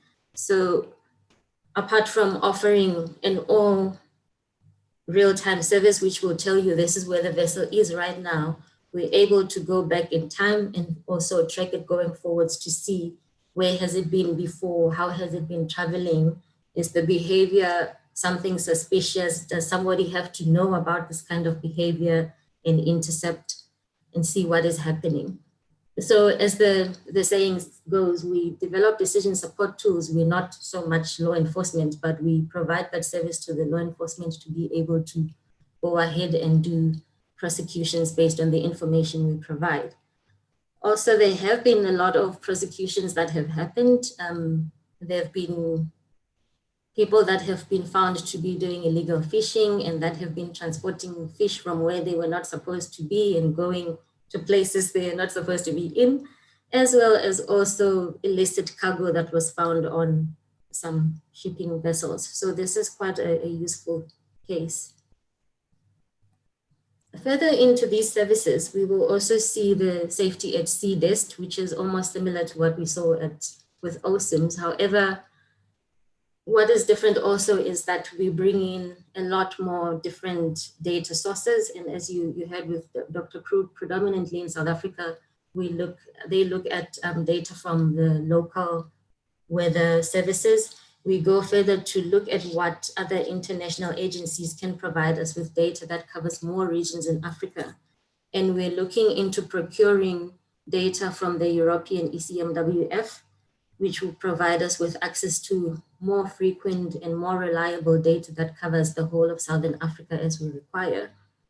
And also it's important to note that we do store this type of data, and then we're able also to provide you with hindcast information of what were the weather conditions. If someone falls at sea, say it was 6 hours ago, we can go back in time and also use the system to see if we want to look at the next 6 hours, how far would this person have gone given the prevailing weather conditions. And also it's important to be mindful of the fact that weather conditions change quite frequently in the ocean. So the models have to be updated very frequently. As soon as new predictions come along, then we have to grab this information, assimilate it, process it, and then provide the necessary information to the sea rescue institutions. We have been working a lot with the NSRI in South Africa, but through this, they have helped us to identify a lot of other stakeholders within the Southern African regions, because apparently the different regions have people that are in the same workspace that communicate and share information. And they have told us that this is a really good service, and they're looking forward to us being able to afford the same type of help to the greater Southern African region. There are a few that we're already talking to in the moment, and we will be taking that work further with them. So this now talks to the 6 applications based on the 3 services that MarCoSouth offers. Another aspect of the project is the fact that we have to do training. Well, we don't do it because we have to, but because as an organization and also with the consortia, one of the things we're passionate about is training and capacity building within the regions. So at the beginning of the project, there were several training needs that were identified, and the teams have been working very hard to tailor the training to the particular stakeholders that they have been engaged in. And this is only possible because of stakeholder engagement, and you get to know what the people need. Up to now, there have been 5 training sessions. 3 have been done on site. These have been done in Namibia, in Tanzania, and in Cape Town. 2 of them have been online. And from these training sessions that we've had, we have been told that the coursework was very useful, and we got very positive feedback from the people that went into the training, and they felt that balancing the amount of theory and the practical application, not just hearing about the data, but being able to work with it and to see the results that come out of it, has been very important. And the teams, as you can see, they have been engaging very well and have also been hearing about what extra needs that these communities might have. So that's what we have been busy with in the last, I think it's almost 2 years now, if I'm not wrong, beginning from 2018. Okay. And this brings us to the rapid end of our presentation. In the way of preserving time, we would like to point you to the MarCoSouth.org website, where you will not only hear about the services that we provide, but also be able to hear and see and interact with the products that have been developed. We would like to acknowledge the support of Dr. Stewart Bernard, who was formerly CSIR and is now with SANSA, and continues to offer support to this project. Thank you very much.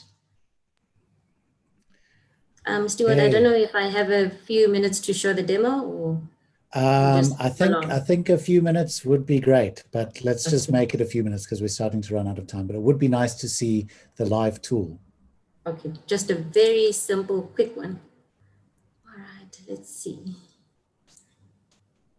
if I can quickly show that. Can you see my screen now? Yeah, great. We can see it. Okay. So this is the aquaculture support service tool. And in this tool, we're able to see 3 predominant data sources. And this is the chlorophyll from Sentinel-3, and also the sea surface temperature that's acquired in the morning and also in the afternoon. And as you can see, using this tool, you're able to go back 1 day and you also, or more. You could actually go quite back, and you can even go further to the present time. And in this data, I'd like to point you to this region here, where you will see this red blobs over here are the identified harmful algal blooms. And around them, we don't just identify a bloom, but we also quantify it and show it in a more meaningful way. And if you click on it, you're able to also see the amount of chlorophyll content in that specific region. Moving on quite quickly, this is the sea surface temperature product. And the black dots that you're seeing there, okay, let me zoom out first quite a bit. You will see obviously the warmer side and the cooler side. And also if you zoom in a lot more, you're able to see the fronts. And this is an additional product that's only available to this tool that's generated as an extra analysis. And that brings me to the end of my presentation. Thank you very much. Great, thank you very much, Bolelang. That was excellent. And we're now going to move on to the last presentation for today. As I said, we will look to extend the session a little bit. I can see Greg is already up and ready to go, which is terrific. So the last presentation looks at support for small-scale fisheries through the ABALOBI project. And I'll hand you over to Greg Duggan to tell you all about it. Thanks very much, Greg, please. Afternoon, everyone. Thanks so much, Stewart, and to Jose for the invite, and to Air Center for hosting. And I must thank Bolelang for a really nice intro that sets the scene for me a bit. So that's great. Thank you. So I represent ABALOBI, and I'll be talking to you about the application of some of the services that Bolelang just showed you in the South African small-scale fisheries context. So first of all, to set the scene, why small-scale fisheries? Well, we know, depending on which stats you use, that about 60% of the global catch originates in small-scale fisheries. We also know that roughly 220 million people worldwide rely on them and are involved in the small-scale fisheries sector as a primary livelihood generator. And closer to our home in Africa, about 200 million people across the continent rely on small-scale fisheries as their primary source of protein. So this is a hugely important, largely undervalued sector.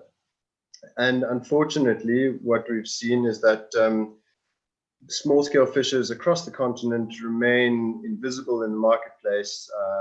They're excluded largely from policymaking, many sustainability initiatives, governance agendas, and ultimately remain a marginalized sector despite their contribution to food security. So this is where we come in. ABALOBI, we are an African-based but very much global fisher-driven social enterprise. And I'll get a little bit deeper into what we mean by fisher-driven just now. And really, our USP is about enhancing small-scale fishers' market access, their cold chains, their supply chains, their safety at sea, traceability, organizational governance.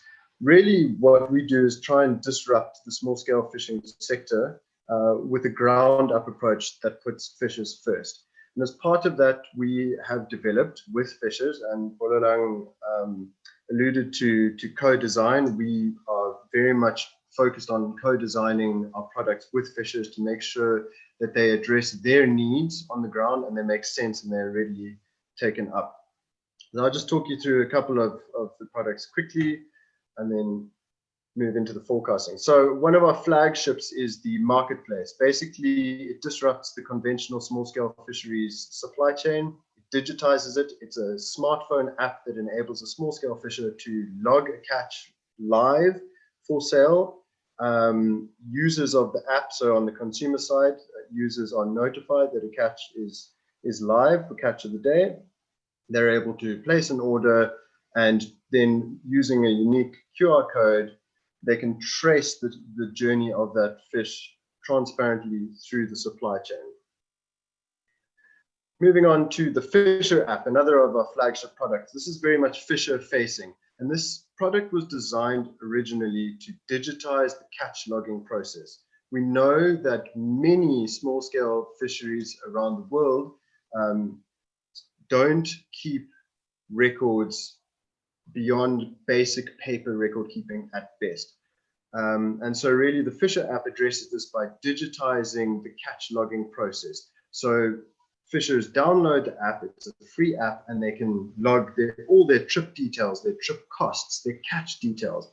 And what we do as an organization is process that data and provide them with simplified dashboards and analytics that they can access in real time to take hold of their finances and to better understand their catch history and to prove that they're bona fide fishers when it comes to engagements with authorities around management areas and all sorts of different discussions.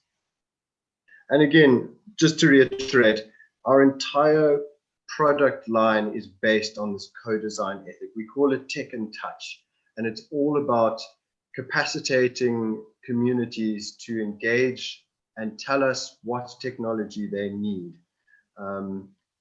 And through this process, what we found was that whilst the Fisher app is a phenomenal tool to empower communities to really take ownership of their fishing activities, it lacks a forecasting capability. And this is what we've heard time and time again from fishers are saying, we would love to be able to, as part of this app experience, when we open it, how can we enhance our safety at sea?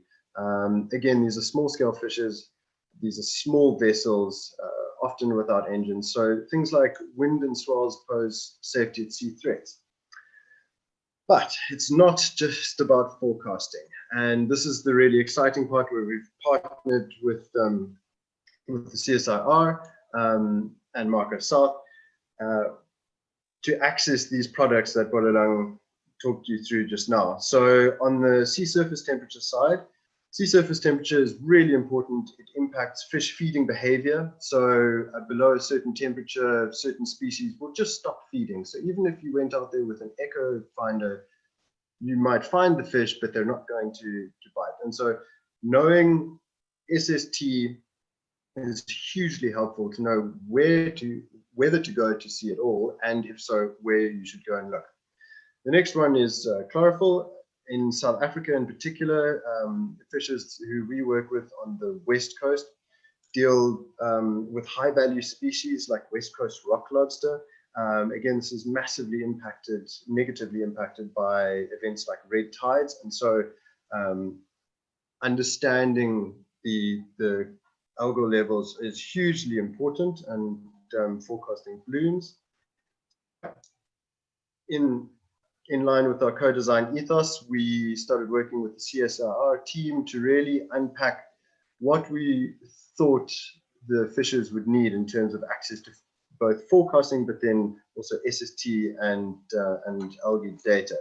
So came up with some basic outlines, and then, by the way, this is pre-COVID, so don't freak out that no one's wearing masks and not social distancing.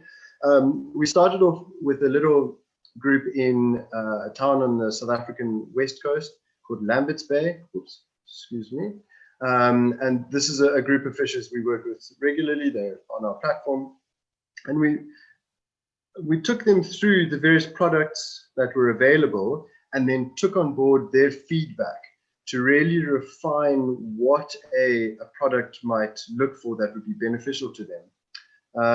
And you'll see here, we started a dedicated WhatsApp group for participants, and here's one of them saying, okay, well, I'd very much like to see this. And so these WhatsApp groups are phenomenally helpful to us in refining the products and really maintaining that constant co-design process. So this is Alberto, and he suggested that a forecast should include something like this, and this is a screenshot that he sent us from Windfinder.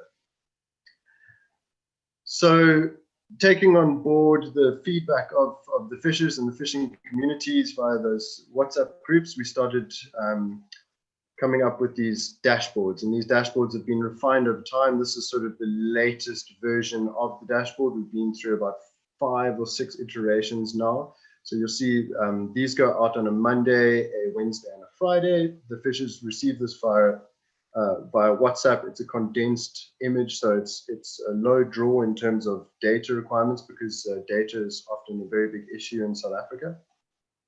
And it'll give them the forecast for the following day and the day after that. And the second image that they'll receive shows the latest SST image and then the latest algal levels. So we also include a tide table for the following day. So it's a very simple, accessible format. Again, it's low data draw, which is really nice. A lot of fishers struggle to go online. Internet connectivity is often very bad in some of these communities.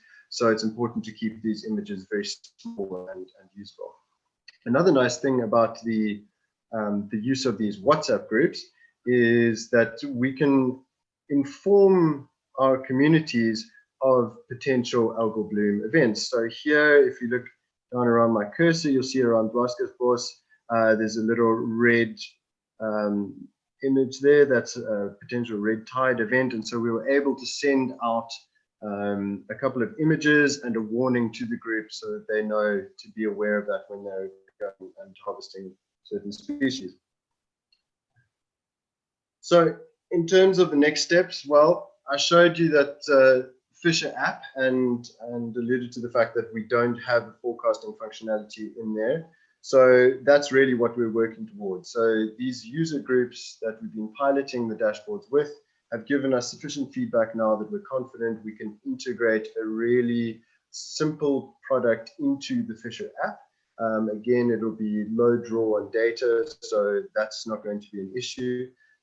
So that's a really exciting thing that we are launching at the end of the year. And so fishers will be able to access both forecasts and the SST and chlorophyll products. We're also looking to expand our partnerships to incorporate additional EO tools. Marjolaine, I'm looking at you here, especially after our conversation yesterday.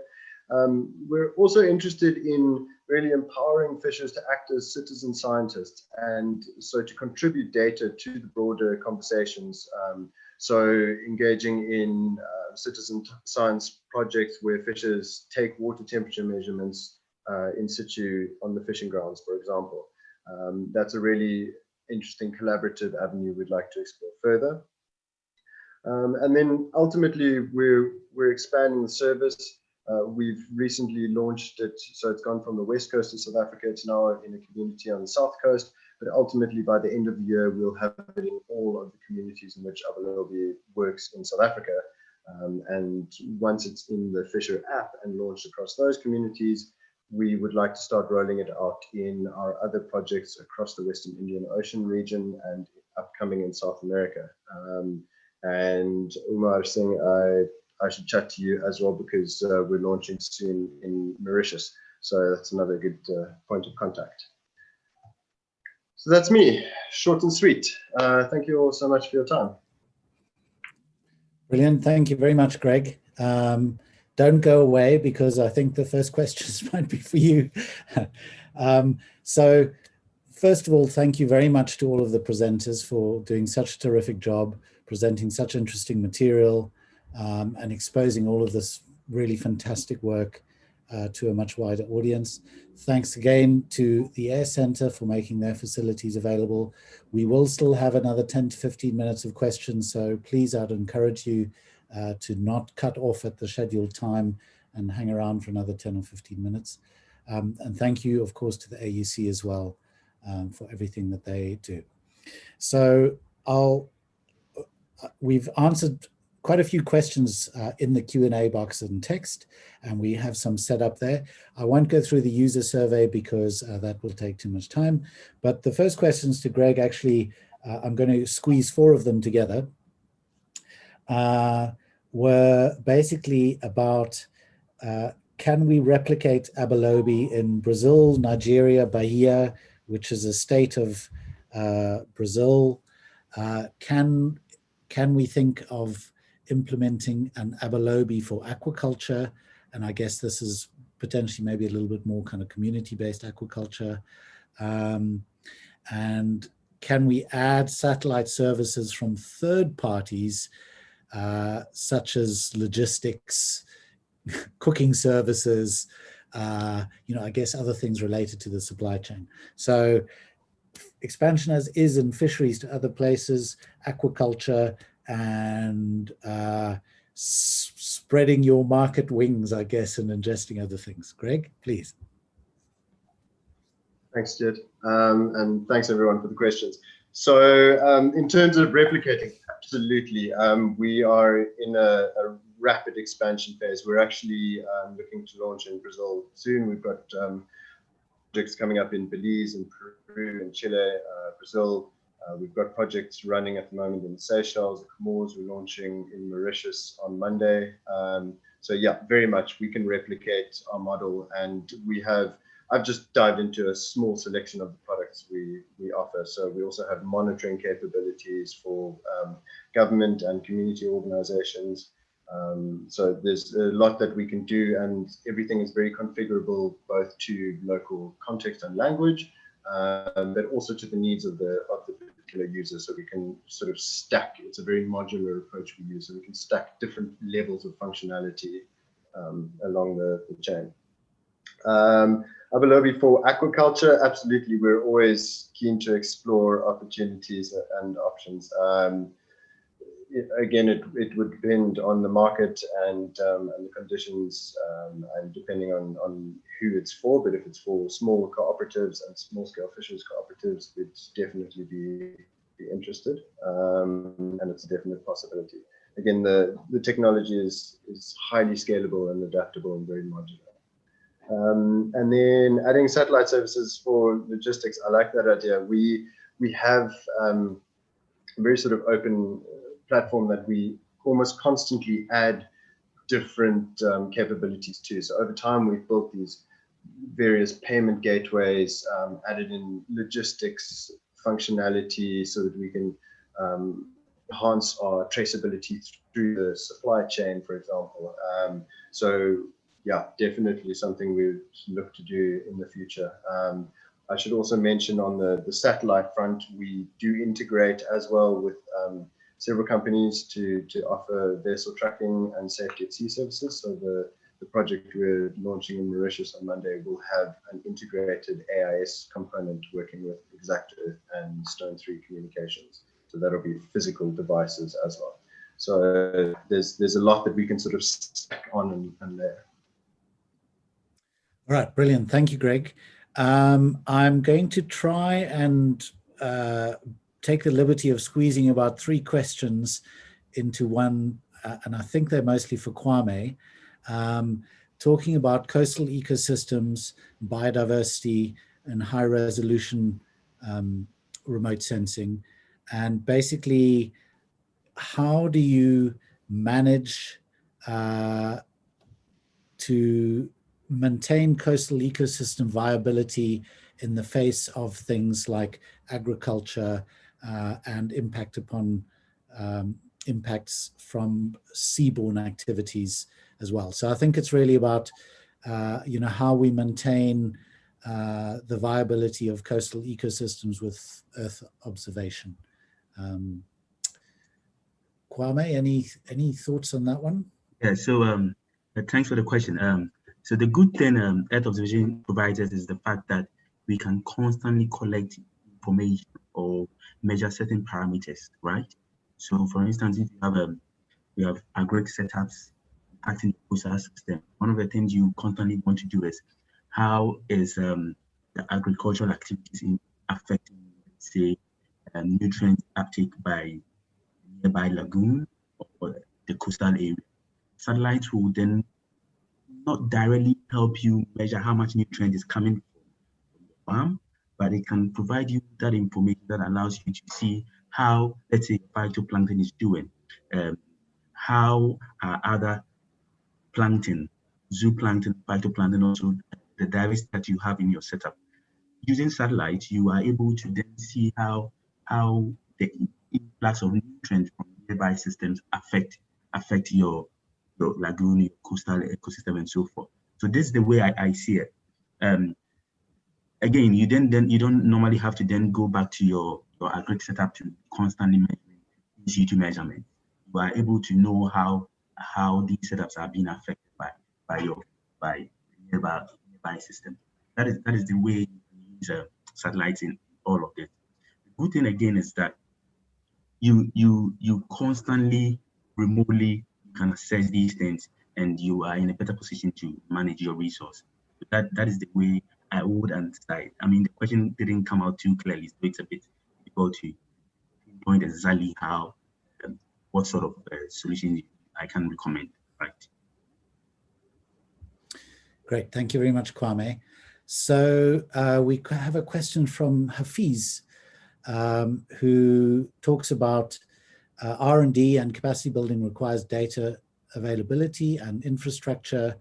What are the other measures to put into place to ensure that the data are available and accessible to all, and not to just have them hoarded by agencies or to force the purchase of data? So improve data availability to as many people as possible, which is something that I think we all take very seriously. Anyone on the panel wishes to answer that one?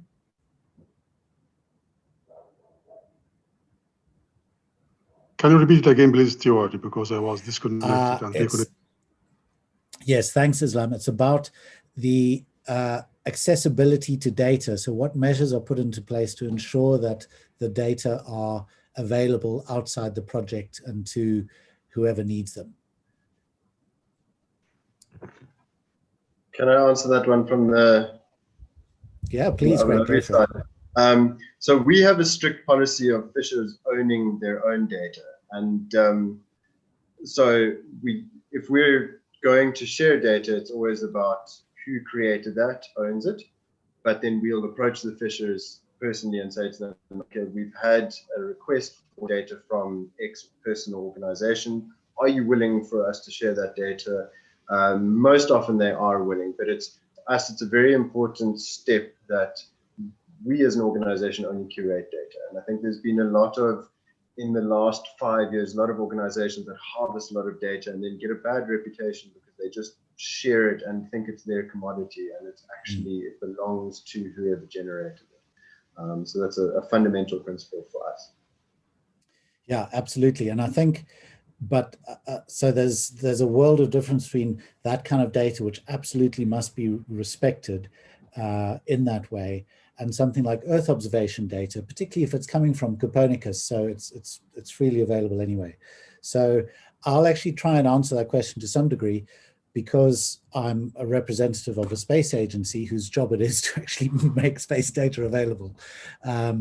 So I can speak for the MarCoSouth consortium, where all of the data and products are designed to be freely available, apart from, of course, those with security concerns, such as the maritime operations one. But I think what I can do is encourage in the session post on the Air Center for the project websites to go in there, and then you'll be able to go for your region and look at which data are available there. Okay, we have another question from Raisa Meyer, who talks about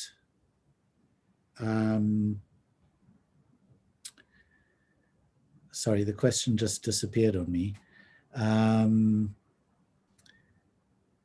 Talks about... I answered it. Oh, okay, great. All right. Is that the question about which platforms are Yes, no, that's all good.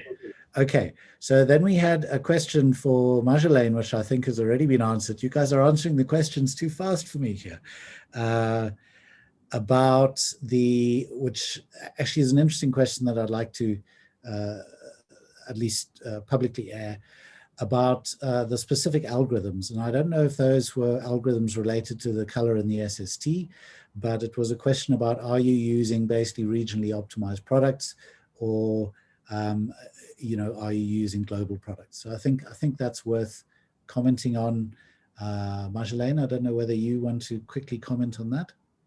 Yes, sure. I think it's actually a mixture of both.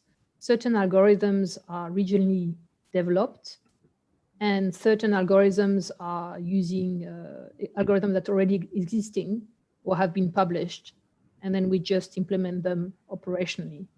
So for example, the Agala's current location algorithm is developed regionally, but the eddy tracking algorithm or the marine heat wave algorithm, we base them on either existing toolboxes in Pythons or existing literature.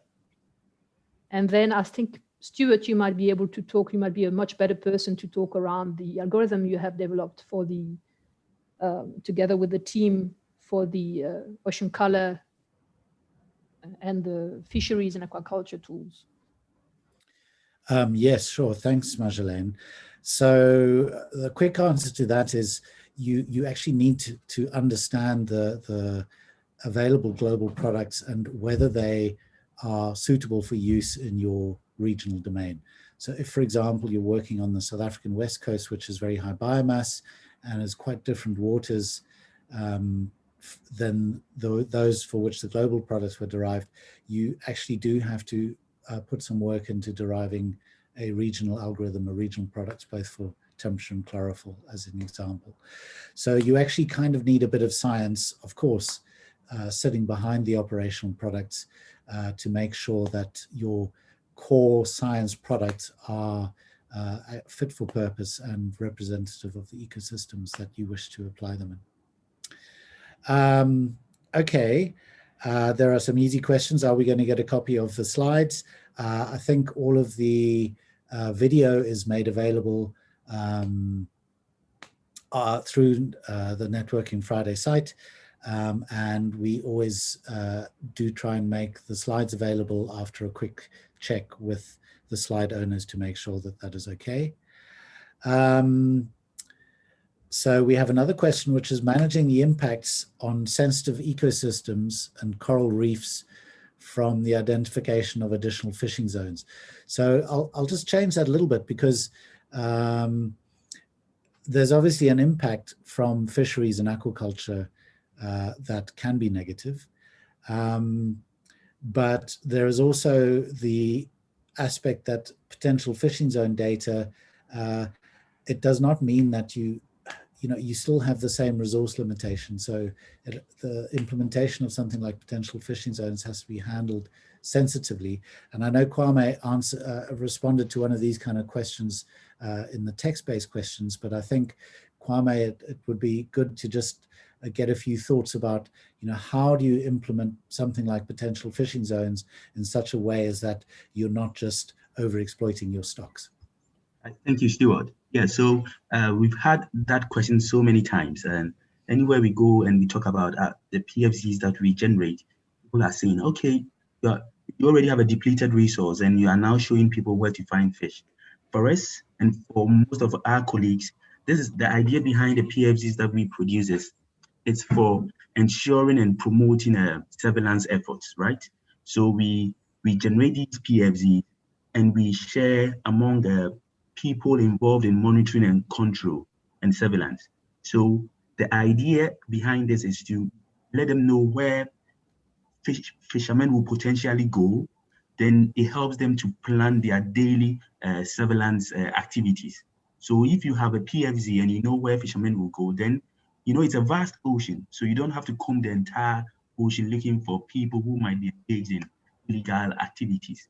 It helps you to plan where you think you can find fishermen. Then you go out there and keep an eye on them and ensure that they are doing their fishing efforts will promote sustainable fisheries. So that is the idea behind this. Thank you, Stewart. Brilliant. Thank you, Kwame. Okay, so we're now 5:15. I think we've dealt with most of the questions, and I don't want to, you should always close the party when the going's good, right?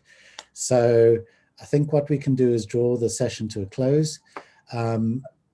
It's been absolutely fascinating for me, even though I actually know many of these developments, to see exactly what's going on across Africa and the potential impact from all of these services, and where we can take this in terms of the ocean's economy and sustainable development. That's also something that's obviously of a great deal of interest to the Air Centre and its missions. So I'll just say once again, thank you very, very much to all of the presenters and their consortia and programs in making your information available. Thank you very much to the AUC for all of their support. Thank you very, very much to the Air Centre and Jose Moutinho in particular for making the platform available. And thanks very much to you all, the panelists and the attendees, for taking the time to listen to us today. And I will now close the session. Thanks very much and goodbye. Thank you, Stewart. Thank you, Jose. Bye-bye. Thank you. Thank you, Stewart and Jose. Much appreciated. Have a good weekend, everybody. Thank you. Thanks, Greg. Thank you. See you. Bye. Cheers.